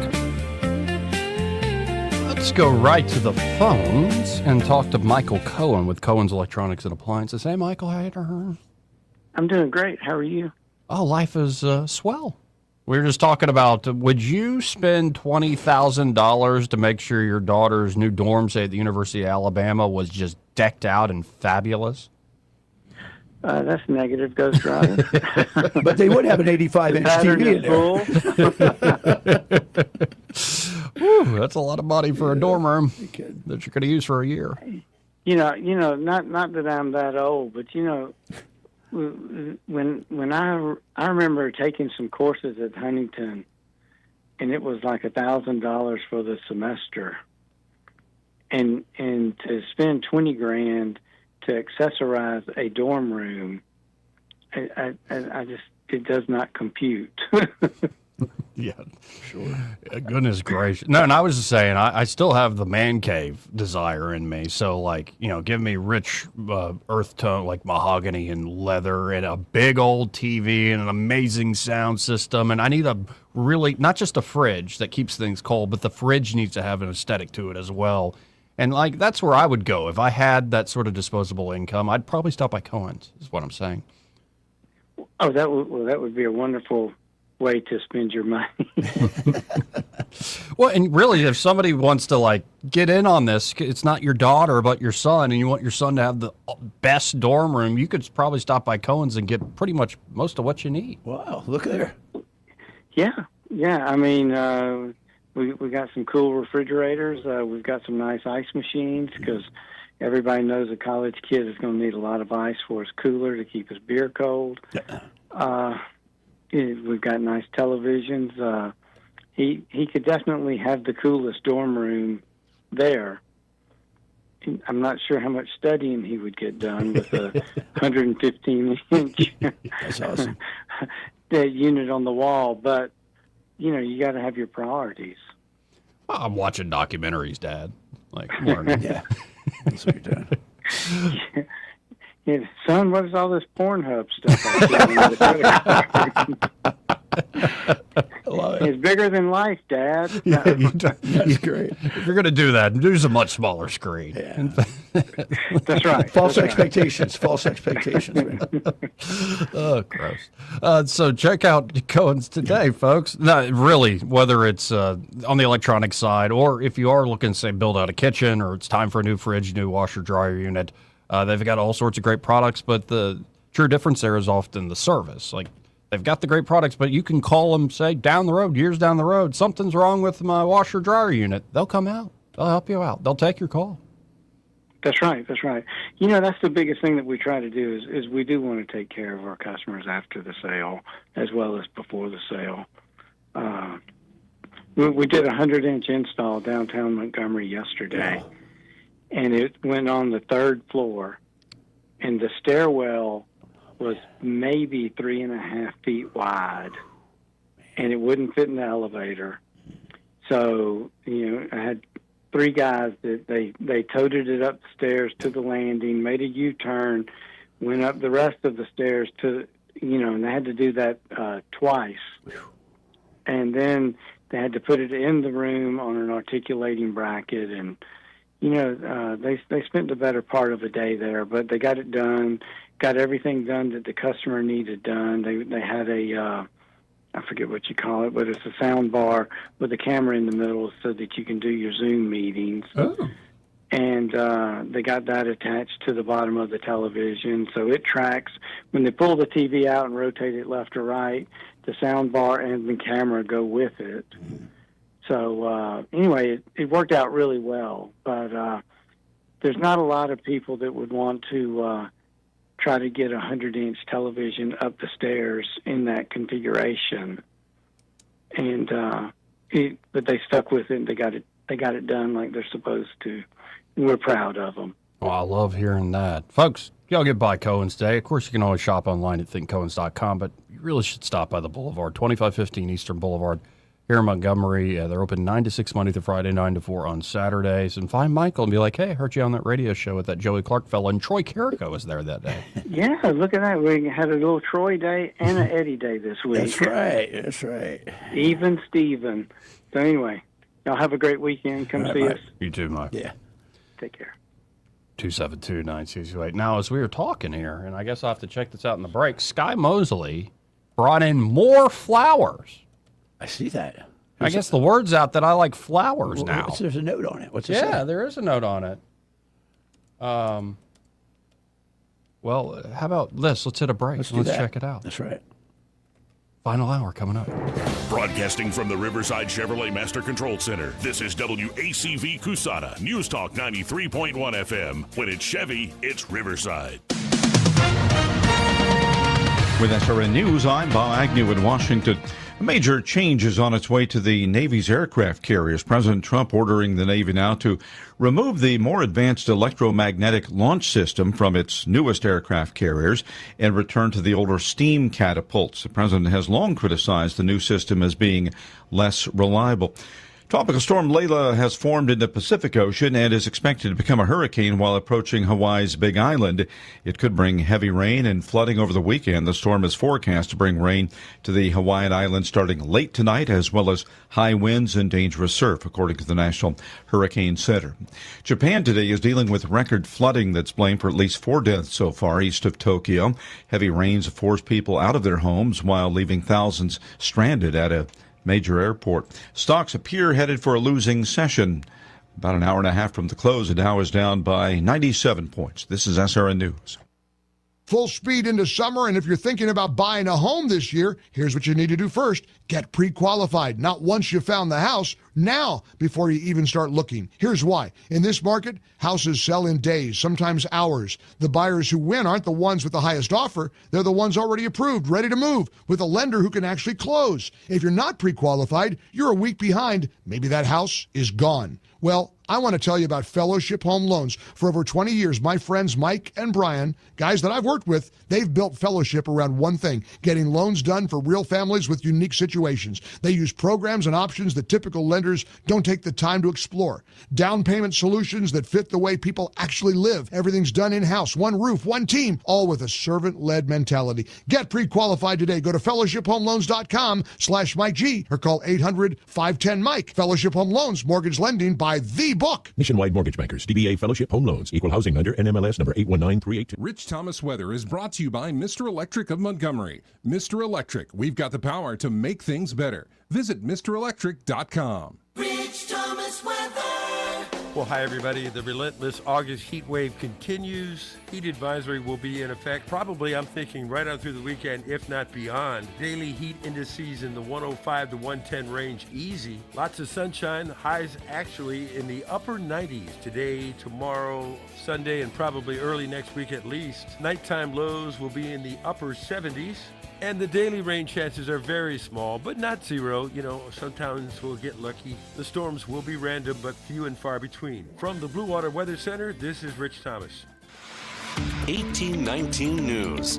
Troy University is now under criticism from the Foundation for Individual Rights and Expression, or FIRE. This is due to their treatment of a professor who expressed concern over a state program. FIRE is calling on the Troy University officials to rescind the punishment they issued against a math professor, Micah Schwartz, after he wrote a letter to the state legislature about the Alabama Numeracy Act. Schwartz was disciplined for unprofessional conduct for using the Troy University letterhead to communicate his concerns over the program. They say that using the letterhead gave official capacity to Schwartz's complaint in representing the university. The legal defense director at FIRE, Zach Greenberg, defends Schwartz for exercising his First Amendment rights as a private citizen regardless of that letterhead, and said that in the letter, Schwartz did not imply that he was speaking for the university. FIRE contends that academics do not surrender their First Amendment rights just because they choose to work at a state school. He says that Troy is setting a chilling precedent of censorship and less government accountability across the state. I'll be back with more Alabama stories after this. Mark your calendar for November 6th. The Albert Patterson Gala returns to the Barber Motorsports Museum featuring United States Senator Tommy Tuberville. We've sold out 2 years running and tables are already filling for 2026. If you believe in a thriving Alabama built on truth, courage, and accountability, this is your night. Don't miss your chance. Visit 1819news.com/gala. That's 1819news.com/gala to get your table today. A police-involved shooting occurred this past Thursday at UAB St. Vincent's Hospital in Birmingham. An officer was called to an area by a security guard after a man had assaulted a McDonald's employee. Pursuit of that suspect led to the parking deck at UAB, where the officer then deployed a taser, and the suspect tried to gain control of that taser from the officer. That's when the officer pulled his gun and fired. I'm Andrea Tice. For more news affecting Alabamians, go to 1819news.com. And while you're there, subscribe to the daily newsletter.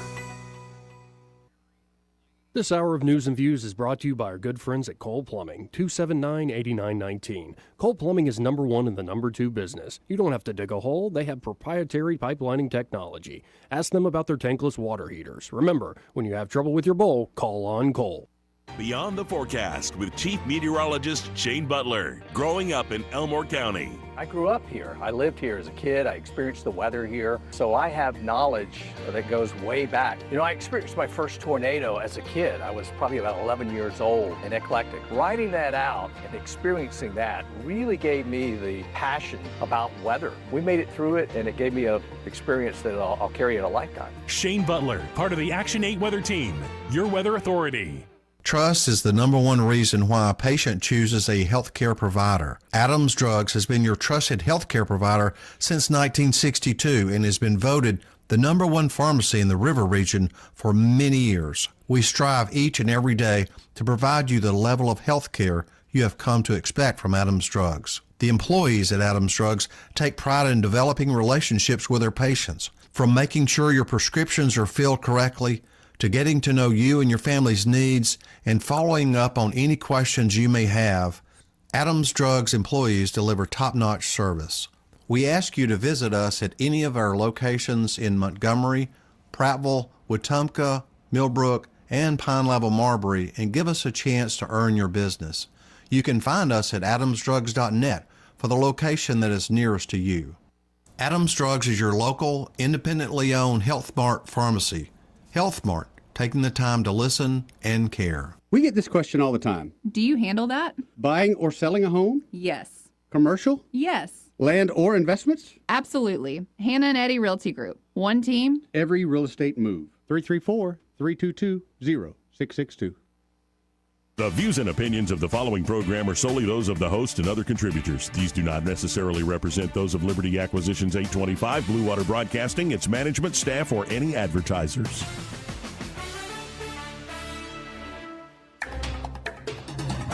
It's time for Montgomery's conversational radio show. It's news and views on News Talk 93.1 FM. To join the conversation, call 272-9228.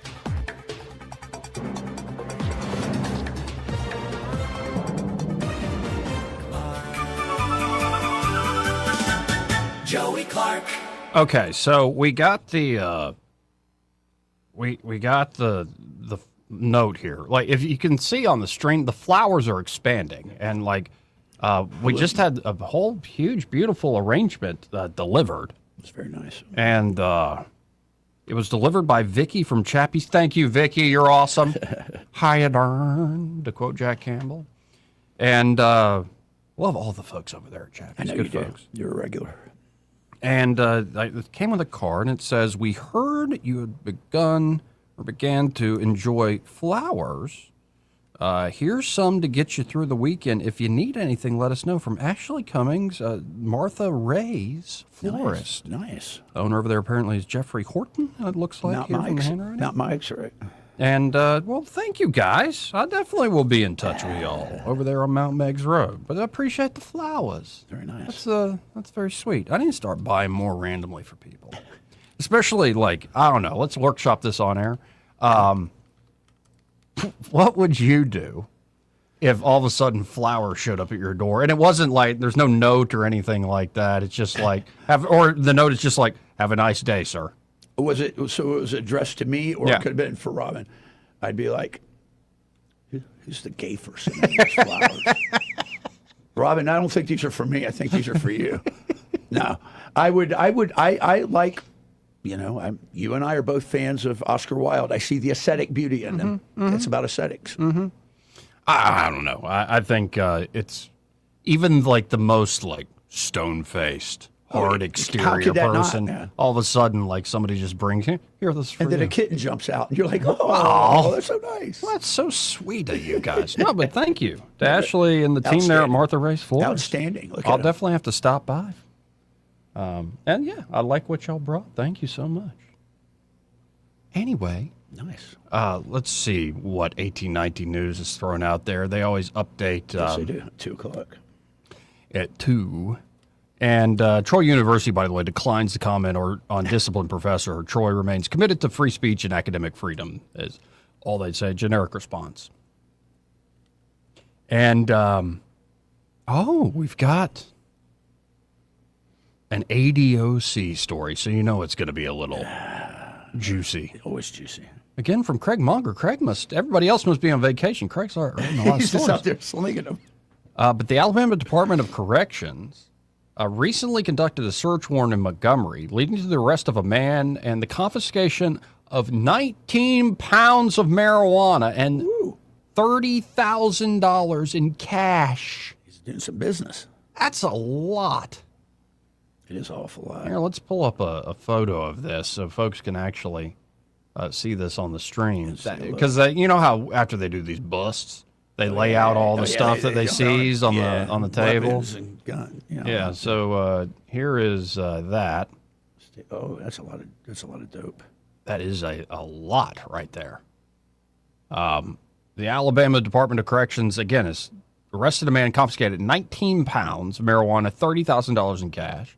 Agents with the ADOC Narcotics Unit, K-9 Division, and the Alabama Law Enforcement Agency SWAT team executed the Friday search warrant at 8303 Fairhaven Lane in Montgomery as part of an ongoing investigation into contraband connected to Fountain Correctional Facility.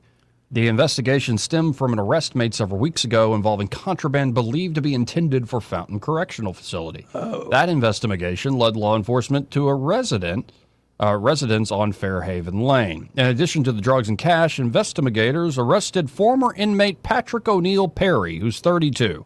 Perry is charged with trafficking marijuana and was given a $100,000 bond, and that is Mr. Perry right there. Okay. And again, alleged. That's what he was charged with and stuff. But I try to think back what I was doing at 32. What were you doing?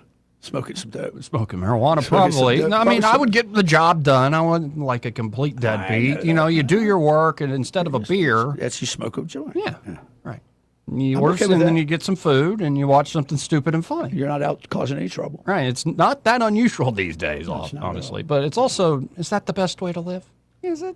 Yeah, it I started to think, no, probably not the best way to live. Yeah, But- you corrected your actions. Anyway, how do you smuggle drugs into a prison?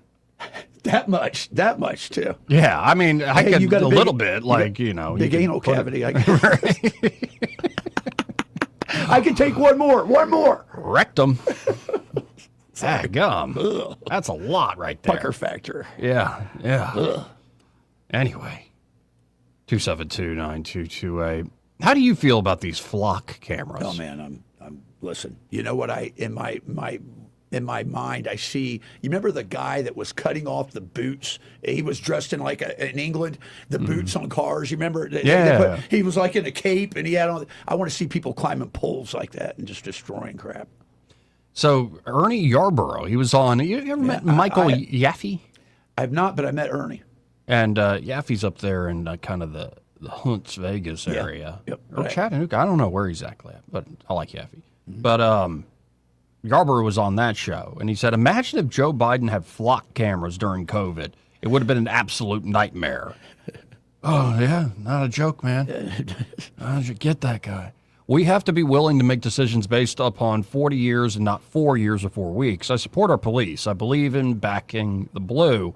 No question that Antifa and BLM type stuff has created disastrous situations for law enforcement. I'm for fixing all that, but it should never be at the expense of the liberties and freedoms that are essential as an American citizen. According to Yarborough, the flock cameras are more than just vehicle tag readers. It makes digital profiles of your car. There's technology out there that through the flock cameras that they can pick up digital signals from your car and from your phone.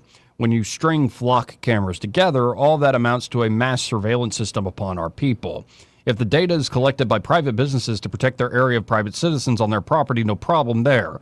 But that should never be accessed by a warrant. But that should only be accessed by a warrant. Agreed. If the government is the one selecting and mass surveilling their people, then what's even the point of having a warrant? It makes no sense. I think Yarborough's onto something there.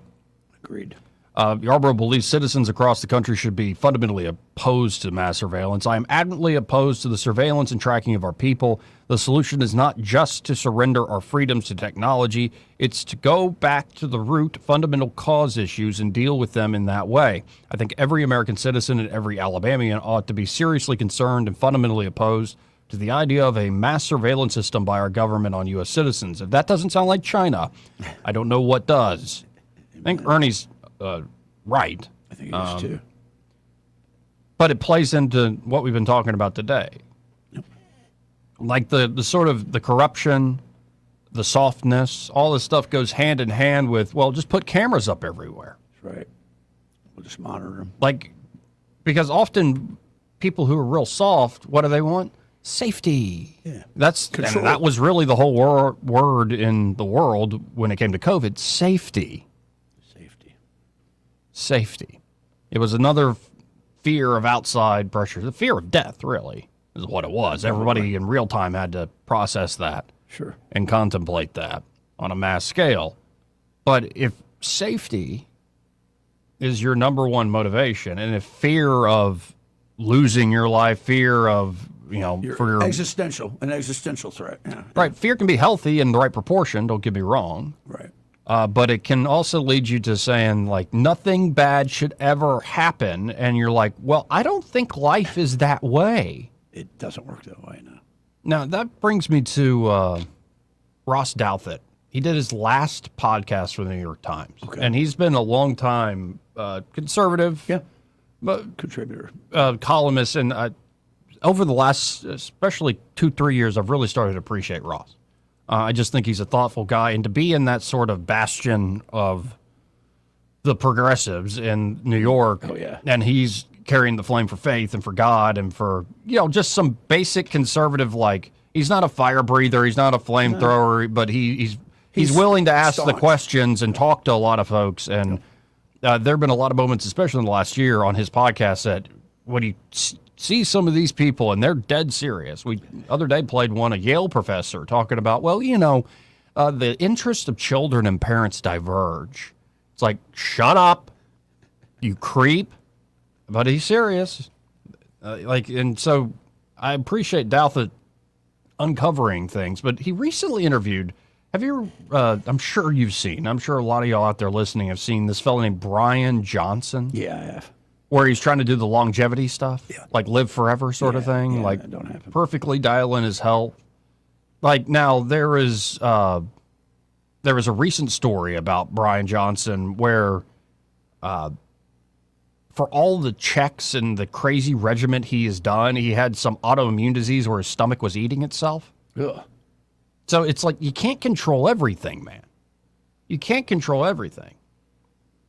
So, Ross Douthat brought this up with two different guests, not just with Brian Johnson. This was his very last podcast for the Times. I think he's joining 60 Minutes, where it might make 60 Minutes actually watchable if Douthat's the one doing in-depth interviews. All right. But somebody mashed up this answer from Brian Johnson, the futurist tech bro who's doing everything, every little regiment in order to live forever and to have essentially eternal life, fountain of youth sort of stuff.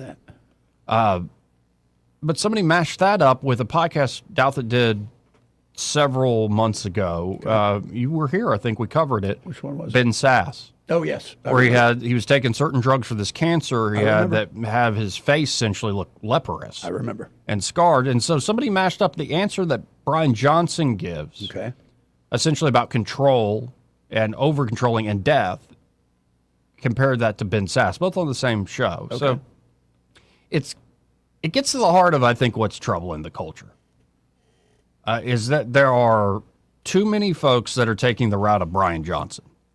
They think if we just come up with a better mousetrap, we just get more material innovations and material gain and store up our treasures here on Earth. Sure, that's all there is. Then life will eventually hit such a point where we can give up control, and the machines that we build will do it for us and take care of us. What could possibly go wrong? Like we're children of the machine. The machine, the ghost in the machine. Well, that's fundamentally opposed to what Ben Sass was throwing down, and I think what a lot of the great parts of the Western tradition would say when it comes to safety and liberty and the question of life and death. Well, let's listen in so you get more of a sense of it. This starts with Brian Johnson, the guy who's trying to live forever. The greatest truth is an uncompromising, never-ending, non-qualified yes to existence. Good. But what if the message of that and the reason that it has stayed with you is that your current life is lived in an everyday, constant quest for what? Control. You've given, this is your project is about controlling the body. What if the psychedelic was trying to tell you that the uncompromising yes to existence also includes accepting not only suffering, but death, and not pretending that you're going to micromanage your way through it? Isn't that a possible interpretation? Before he answers. Yeah. Heck of a question, Ross. That he's trying to point spot to the on. Spiritual, yeah. I think what's going to happen is AI has built autonomous self-driving cars, self-driving software, we will have autonomous health. Our health, whether we, eventually we'll have little nanobots running through our bloodstream, making corrections to genes. You won't have to have. You can let go at that point. You just have to hang on a little while. We are inevitably headed towards that, where it will be autonomous. It will happen at speeds and scales which are beyond our capacities. Now, I don't know when this is going to happen, but it is inevitable to happen if we hang out as a species and we continue to have an orderly society.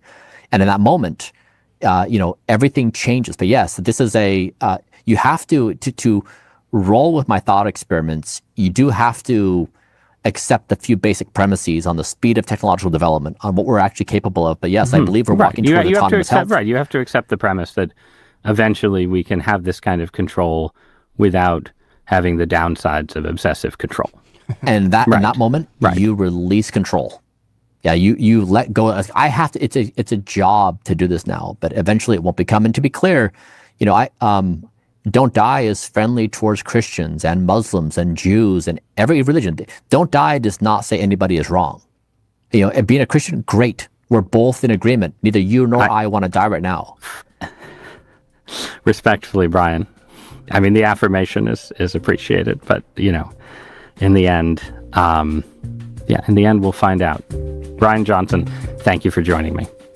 So, him trying to say, look, doesn't everybody agree with that whole thing? Don't die? Well, it sounds like you're clinging, man. Sure you are. And you're saying that at the end of the day, I'm God, I'm not, but eventually we'll create technologies that are essentially will live forever. The whole thing that's missing is the soul, and just the soul part of it. And Douthit is definitely pushing him on this, like, come on, dude. This is not going to end well for you. Yeah. And if society goes in this direction, it's not going to end well for all us. And look at that guy, Brian Johnson. That's what you get if you're trying to. Right. Dude? Where's the life? You look ugly. Well, and he asked him a profound existential question about could you admit, is part of that yes to life, yes to existence, is embracing suffering and even embracing death in the right circumstances? Like, say, laying your life down for your friends. No greater love hath he. Right.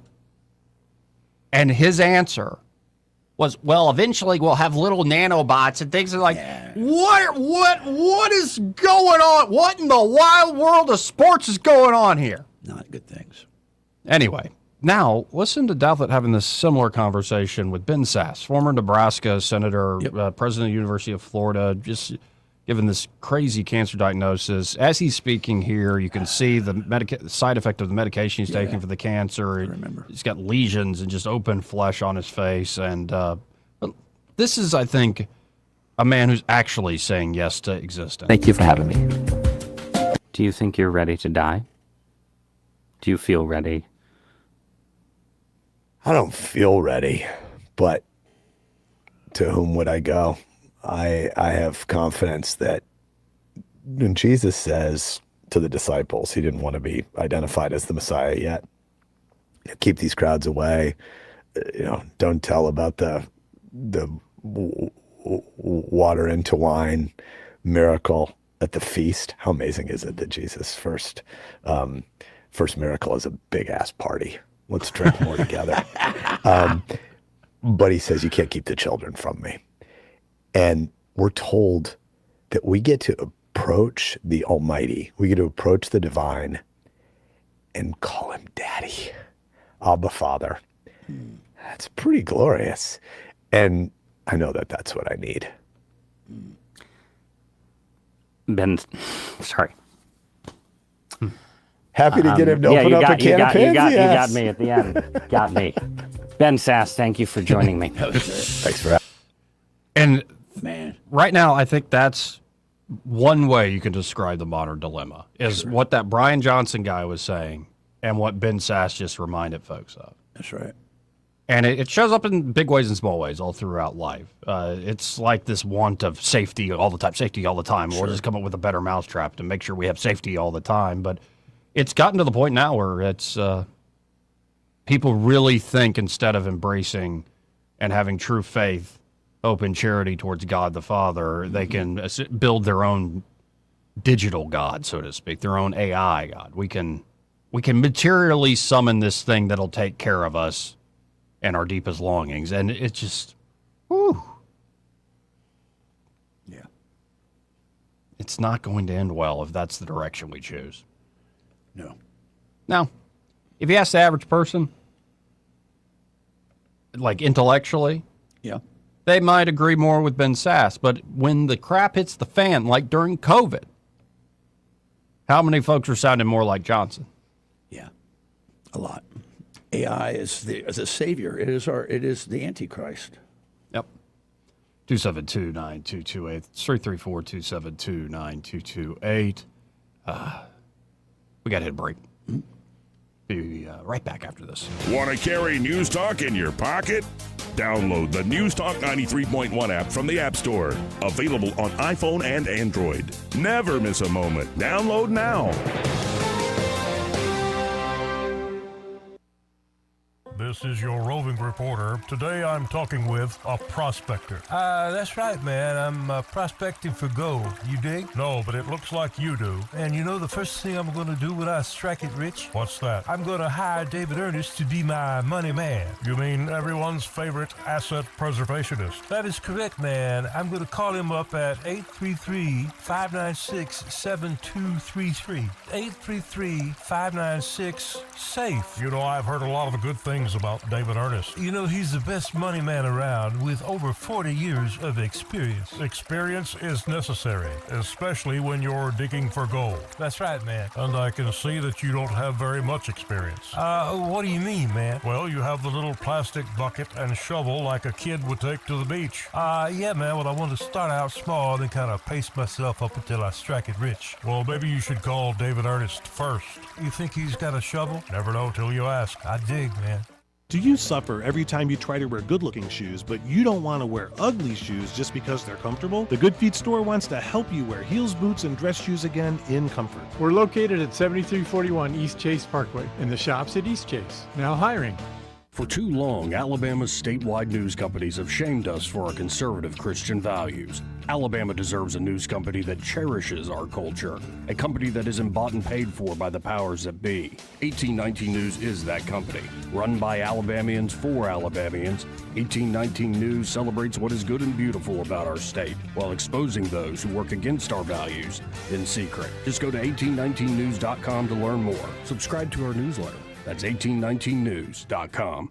This hour of News and Views is brought to you by our good friends at Cole Plumbing, 279-8919. Cole Plumbing is number one in the number two business. You don't have to dig a hole. They have proprietary pipelining technology. Ask them about their tankless water heaters. Remember, when you have trouble with your bowl, call on Cole.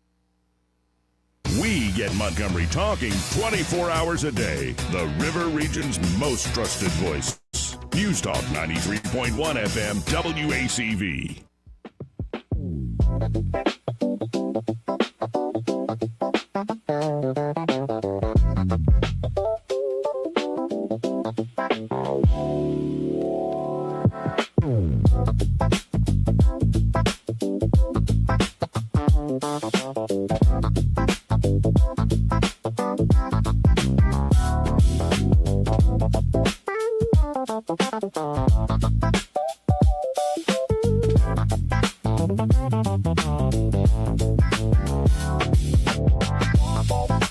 Joey Clark.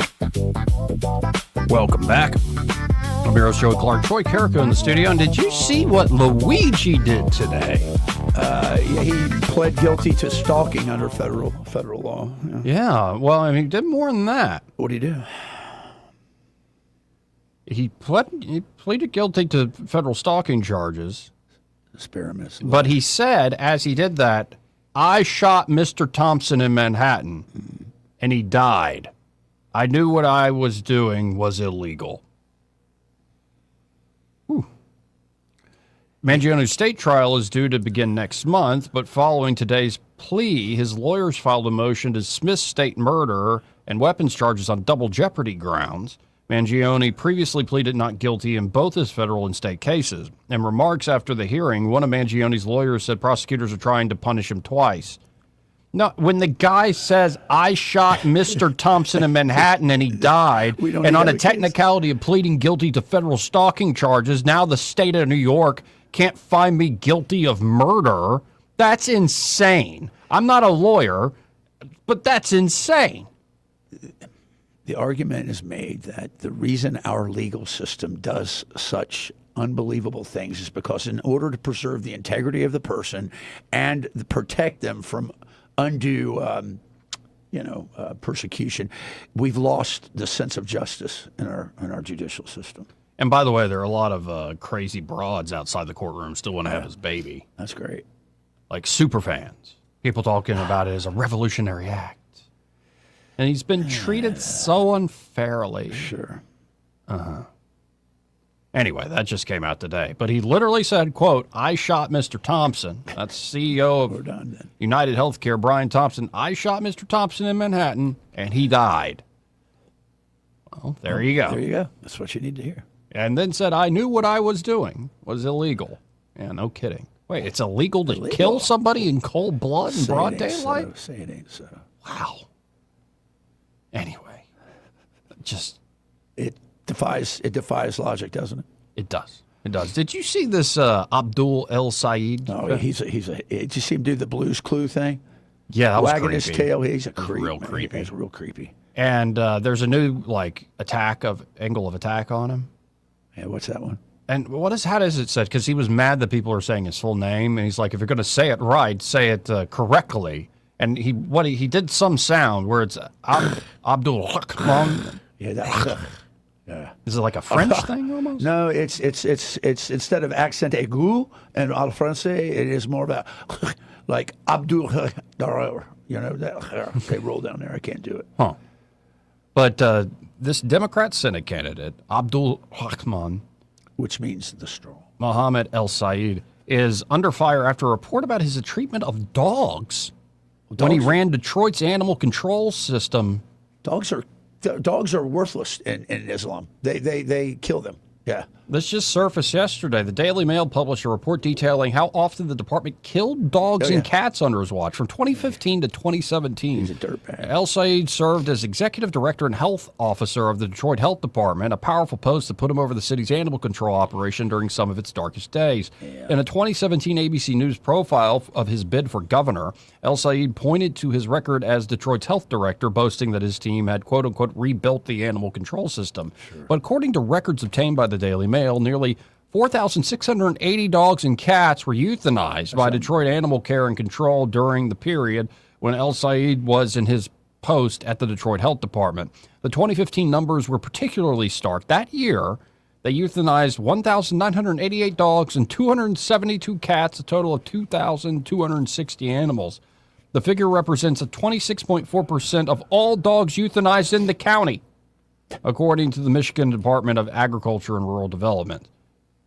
While the department failed to publicly report its 2016 euthanasia figures, according to records, an exclusive report obtained by the Daily Mail reveals they had euthanized over 1,000 dogs and 29 cats that year in 2016.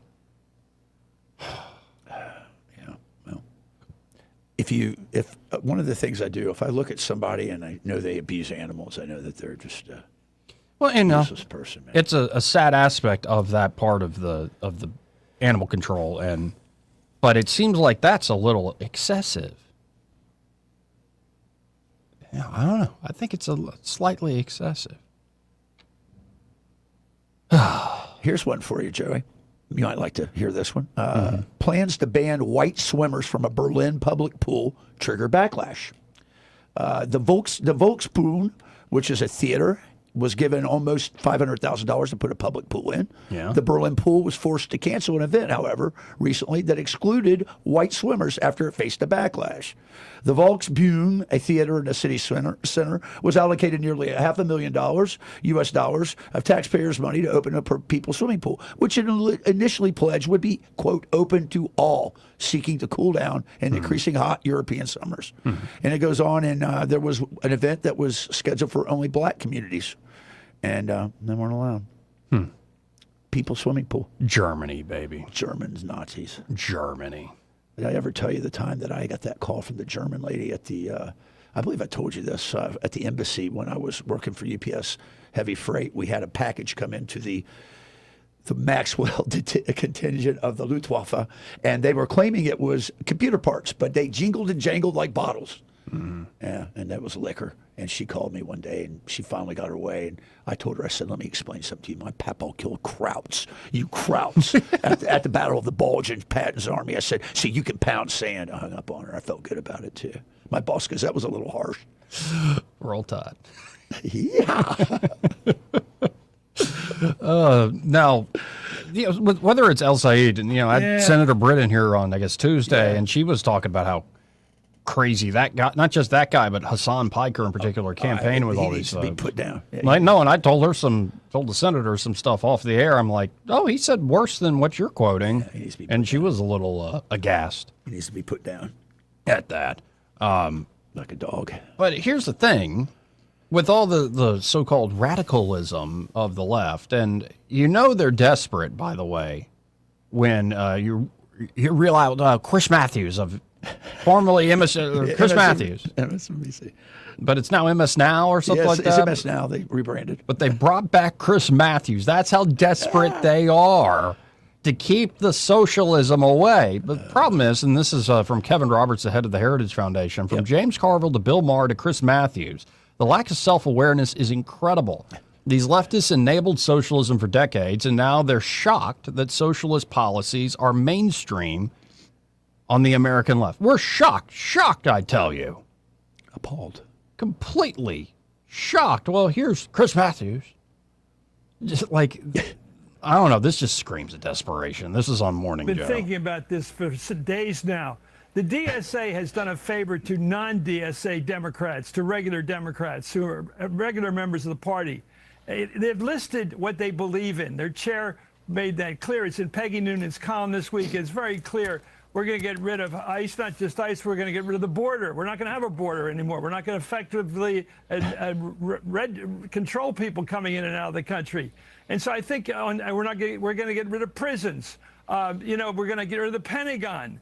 We're going to negotiate. Well, what happens when your hostages are your former diplomats, like what happened with President Carter? People take your diplomats hostages. What do you do then? What is he talking about? He's ranting right now. He's trying to make a point. He's groping towards the point. Get to it, Chris Matthews. You need an army. You don't like to have an army, but you do need to have one. All these positions can be denied by any regular Democrat. All you have to do is go out there and say, thank you, DSA, for telling us what you believe in. I don't believe in that stuff. And discriminate, because you can't follow AOC. I like AOC generally, but she came out and said, we're just a big tent party. Well, the problem with the big tent defense is every Democrat has to defend all this crap coming from the left. They've got to say, I believe in all this crazy stuff, and that makes me a Democrat. You've got to say, no, I'm not a member of the DSA, and here's why, and make it very clear. So it's going to require politicians to be good politicians and say, here's where I stand. Right. This is what I'm a regular Democrat. I'm for labor unions. I'm for opportunity for everybody. I'm for civil rights. I'm for all the things I believe in as a Democrat, but I'm not with this crowd. And I think that's going to be a line that has to be drawn by Democrats, because I'm telling you, the last 6 weeks of this election is going to be an attack on El Sayed and the DSA in New York and the Mamdani, and it's all going to come out and blame every Democrat for everything the DSA is doing. I don't believe in the DSA plan. I don't believe in their checklist of what they believe in. I'll say so. But running for office is going to require that, I think, before the election. It's a little desperate. No, he's throwing daggers. Yeah, and really, he says, "Oh, we disagree with abolishing the Senate or the Pentagon." It's like, well, duh. Like, everybody knows that's over the top. Even the DSA members know that's over the top. That's probably why they included it, to have that big splash. It's supposed to be ridiculous. But the problem is, and it allows Democrats actually, and this might be the gift. Like, Chris Matthews isn't lying. No. The gift is, we'll say some really radical crap. Then y'all can distance yourself from the really radical stuff. And on 80% of stuff, let's call it 90% of stuff, we agree. We agree. Yeah. It's at 10%, though. Right. And so y'all pretend to be the moderates by denying us. I think while we'll continue to provide the infrastructure and the energy, especially in the new media environment. I think there's collusion. I definitely think there's collusion to that plan. Yeah. Yep. Yeah, just a little bit. Now, on this issue of socialism, it's almost like the vice president's been listening to my monologues. Or maybe I've been listening too much to him. Or, maybe it's like we're just seeing the same thing. I've been saying for a while, socialism's crazy. Like, I don't like El Sayed, I don't like Mondami, I don't like AOC, like all this stuff. It's just like, let's not go there. But if you don't actually solve issues, especially big ones that have gone by the wayside for a long time, instead you play the game of the other side sucks more than us, or aren't you ideologically pure in some way? Right. You're going to lose, and you're going to allow real problems to be used by the socialists to get into power. And then they're not going to solve the problems either. They'll probably make it worse and do all the socialism stuff. But that's how they usually get their hooks in, is that the party that should be the opposition is not actually solving problems and instead is having purity test or is trying to say, well, we're less of a sinner than the other party. And that can only work for so long when you don't actually solve problems. So here is the Vice President of the United States. This is J.D. Vance talking about socialism and, well, what it takes to actually reach young people. You know, talking about the $20 burrito, for instance. Are we just going to look down our noses at the kid with the $20 burrito problems, or are we actually going to address real problems? That's a good question. Let's look at what the Vice President has to say. Our response to socialism, which is a dangerous and destructive ideology, it's been tried in the past and failed. Our response to that can't be just to ignore the economic concerns that I think are feeding this rising interest in socialism. And I guess I would say to that young person that you as an American citizen deserve to have a good life in this country, and you deserve to have a government that is making it easier for you to start a family, for you to afford to get a good education, for you to have a good job, for you to afford a home. And what I would also say is that whilst these things sometimes take a little bit of time, we are already seeing the positive results come from the president's economic policies. We're seeing trillions of dollars of new investment into this country, which means good middle-class jobs for young people, middle-income people all across our country. We're seeing housing prices finally stabilize. They doubled during the Biden administration. They have finally kind of flatlined during the first year and a half of the Trump administration. We also want to get interest rates down, of course, so that young people can afford a home. We want people to be able to afford the good things about this wonderful country that we all live in. And my warning to my fellow Republicans, Will, would be if we don't get this right, don't blame young people for being sympathetic to socialism. We've got to blame ourselves. And I think what is so unique and refreshing about Donald Trump's economic policies is that it's not the same old economic, ideas that you would have heard 30, 40 years ago. He's talking about rebuilding our industrial base, rebuilding the heartland, making our streets safer, making it possible for young people to afford to buy a home. This is how you stop socialism. You don't stop socialism by throwing slogans at people about the free market. As much as I love the free market, you stop socialism by making people's lives better. And that's what we're trying to do every single day. He gets it. He does. He actually gets it. And I don't know. It's going to be a heck of a fight. I'm hoping it won't be too much of a fight in 28 on the Republican side, but there's going to be some fight. Yeah. I think a lot of it comes down to the personal relationship between Marco Rubio and J.D. Vance. I think they could cut off at the pass any sort of really nasty fight. I do too. But the problem is, and this is the deal, and I heard even like Tucker Carlson talking about this, and of course people go off the rails. Tucker's talking about some grand conspiracy or whatever. I'm like, no. Here's at least what I took away from, and Tucker said a lot of stuff, but like, the issue is it's not just J.D. Vance and Marco Rubio.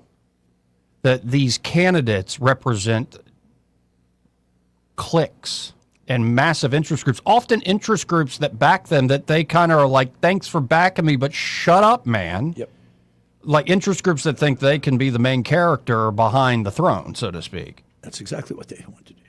And so I'm hoping that it will actually be more Rubio and Vance, Marco and J.D., actually running their own shows, and we bring something together that will actually solve problems. But if instead it's going to be just the usual political consultant nonsense, like now that Daddy Trump's gone, we're back to the old ways, gentlemen. Back to the good old days. Yeah, that's how you're going to end up with socialism. That's exactly how you're going to do it. Let's go to line 1. You're on there. Who's this? Well, Joey, how you doing? I'm all right. How are you doing? Mr. Troy, what's up, friend? Dukester, what's up? Well, I'm finna listen to Vance there. Who was talking to he was talking to kids, right? Kids, y'all say? No. I don't think it was He was kids. talking to Will Kane on Fox News. Yeah. A group of young folks, y'all say young people. Most of y'all are young folks he's talking to, right? He was talking about young folks entertaining more, say, socialist things in the polling that are seeing. Right, well, he's telling them come on back home to the other side with us. Sound like he's saying to them, we're doing a better job over here because Trump got the economy jumping. Didn't I hear something about the economy was jumping in good shape or something like that? No, he said it takes time, and yeah, the economy is showing good signs of this actual big change in the Republican approach to economics. Okay. And most of that clip was him critiquing the Republican, say, orthodoxy that wants to go back to, genuflecting in front of St. Ronald Reagan and Milton Friedman while, people don't have opportunity, they can't afford things. Like, I think Vance gets it. The problem with all this, Duke, and we had this conversation the other day, is that Rome isn't built in a day. No. And when you do these big changes, they're going to promise. And if you're looking for massive changes in a year or two, when the problems it took decades to build, it's just not going to happen. So there's going to be a lot of spin from both sides. Here's why I got a problem there, though. Mm-hmm. These people not focused on doing a damn thing for all the citizens, us. Hell, my stuff's still high, man. You talking about telling the kids, give it a little time, this and that, the thing gonna get better for y'all, but we need help right now. We need help with our Wait. and all this stuff. And what? Go ahead. You're making an ageist argument? Like yesterday, you're being racist towards Native Americans, and now what you're doing is saying he just doesn't care about us old people anymore. What in the world, Duke? Us middle class folks and poor people and Just what I'm saying. All I've heard over 24 hours, last 24 hours was that Trump's trying to get his damn name put back on the Kennedy Center. I've been gone for a week, and now you're playing the victim card? This man talking about What's wrong with you, Duke? This man tried to put his name back on the damn Kennedy Center, y'all. Well, he did. No, he did. It's gonna be called. They voted on it. I didn't do it. The board voted on it. It's gonna be called Trump Plaza. I love it. At the Kennedy Center. Gas still high, food still high, everything feels still damn high. So he's worried about putting his name back on the building, y'all. He's going to die soon. He wants to have a legacy. Vance gonna come over here and tell us. J.D. Vance is talking about 2028. He ain't talking about what his boss is currently doing. He needs to shut up to that time coming and tell us what he's gonna do right now. Duke, I can help the working class. Our great farmers, our great steel workers, our great ship builders. They build ships. Do you know they still do that? We need to build more ships to beat China. I can do all that, Duke. And I can also put my name on the Kennedy Center, but this time it's going to be Trump Plaza at the Kennedy Center, not the Trump Kennedy Center. It'll be Trump Plaza at the Kennedy Center. Now, Trump, you've been getting out of hand lately here. You want your name on everything. Why you want your name on everything? Because, look, I'm a genius. I'm like a very smart person. You've been hanging out with, what's that guy's name? P. Diddy too much or something. I don't know. P. Diddy like to be in a room full of baby. Hey, what do you think? Hey, Duke, name everywhere. Duke, I got a question for you. If you were a UPS driver and you had a pallet full of baby oil for there, what would you think? You'd be like, man, what's going on here? It's strange, though. There's strange things going on there, yeah. Huh. Yeah. A pallet of baby oil. I love it. Wait, you were accusing me of doing dirty, nasty stuff with P. Diddy, with baby oil? Look, I kicked him out of Mar-a-Lago. I never even let him in. That wasn't a good example, but I just think about people. That was a great example. I'm speaking about people who like variety of things, and you like a variety of names all over the damn world with your name on there, So that's what I was talking about. I heard the World Cup's going to be the Donald Trump Invitational next time. Yeah. Well, actually, Trump, to get Tuberville, to get the backing of Trump, Tuberville's had to make this backroom deal. Yeah. You notice they put Joe Reed's name back on the Acadome? Yeah. That's going to be short-lived because it's going to be the Donald J. Trump Acadome. I just thought about this before you took it right out of my head. That's great. I just thought about that, Joey. I said, that would be a little Trump so much. He have his Trump name. Goodness. And I told you I love the blacks. I want black jobs. You got to say it right. You got to say it right. The blacks. The blacks, I love them, and we're going to have black jobs, and this is why I'm putting my name on the Acadome, because I love education, too. Historically, black colleges and universities. Black college, yeah. That's great. Anyway. I appreciate the call, Duke. I got to run. See you. We'll be right back. Yes. Want to carry News Talk in your pocket? Download the News Talk 93.1 app from the App Store. Available on iPhone and Android. Never miss a moment. Download now. When it comes to your mortgage, who you work with matters. And this is one decision where local makes all the difference. Don't fall victim to flashy mailers, spam calls, or 1-800-lenders who don't even know your name, much less your neighborhood. Those lenders are often sitting in some faraway state, reading from a script, and chasing volume, not relationships. A local lender understands the market you live in, or should I say that we live in. At Alabama Home Mortgage, you can look at us in the eye and trust us with one of the biggest financial decisions you'll ever make. Local lenders don't disappear after closing day.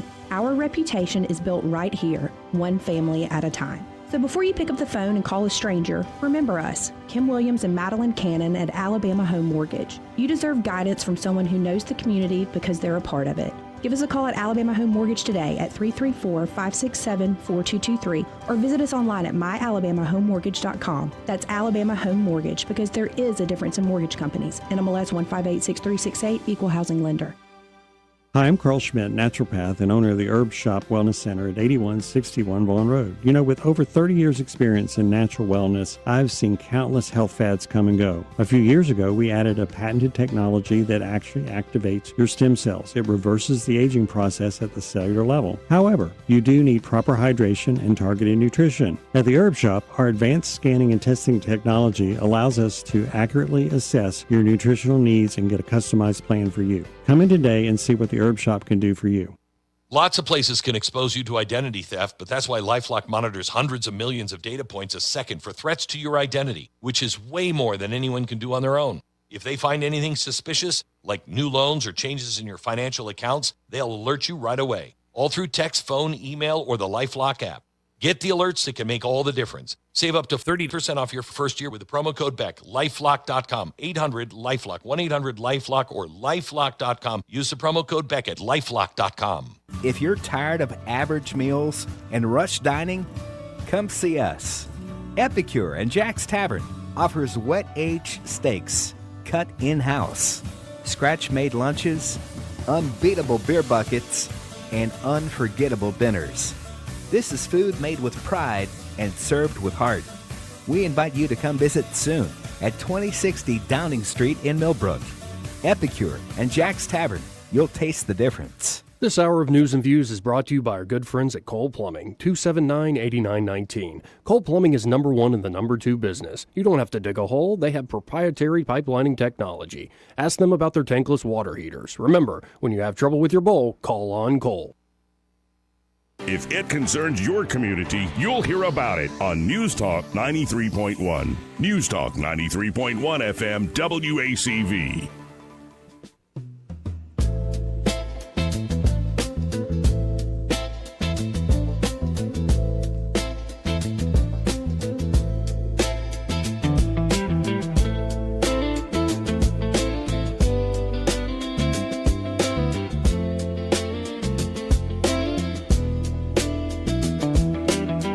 Welcome back.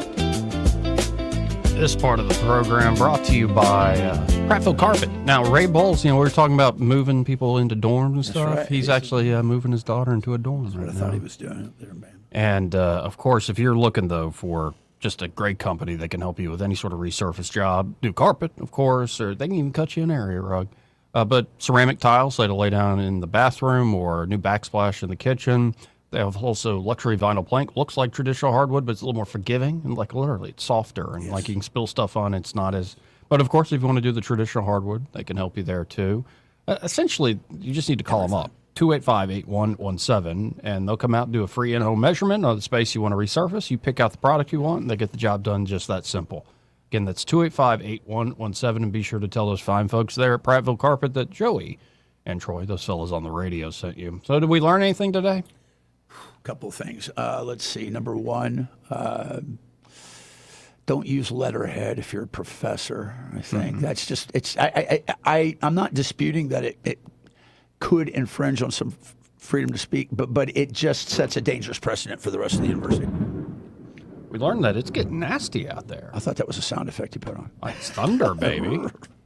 Thunder rolling out there. Well, we kind of learned that right now I think everybody's on vacation, dude. Yeah, it's been quiet. Like, and I don't mean that in terms of necessarily number of calls even. I mean that in terms of, like, the news. Yeah, like, it's just... The news cycle is pretty stale right now. Yeah, it's pretty stale. There's not too much going on. And I think that we also found out, and I found out firsthand, that the rumors on the Abraham Lincoln are a little bit exaggerated. Yeah, a little exaggerated. Like, it shows how soft we're becoming, even in the military.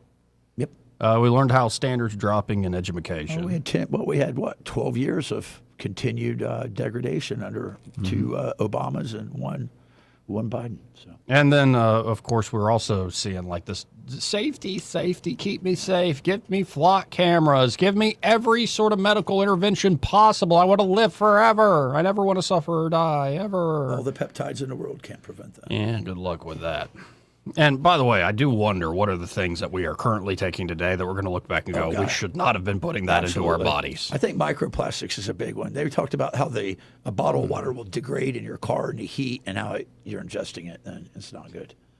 Anyway, hope you have a good weekend. I hope you have a great weekend, and I hope you have a good time tomorrow. Yeah, it should be nice flowers too, man. Look at this. Yeah, thank you again to the team over there and Ashley and the team over there at Martha Ray's Florist. They heard I go they like flowers, so I got a flower delivery from Vicky at Chappie's. Thank you, Vicky. Good job. It made me smile a little bit today. Anyway, let's get out of here. Broadcasting from the Riverside Chevrolet Master Control Center, this is WACV Cusada, News Talk 93.1 FM. When it's Chevy, it's Riverside.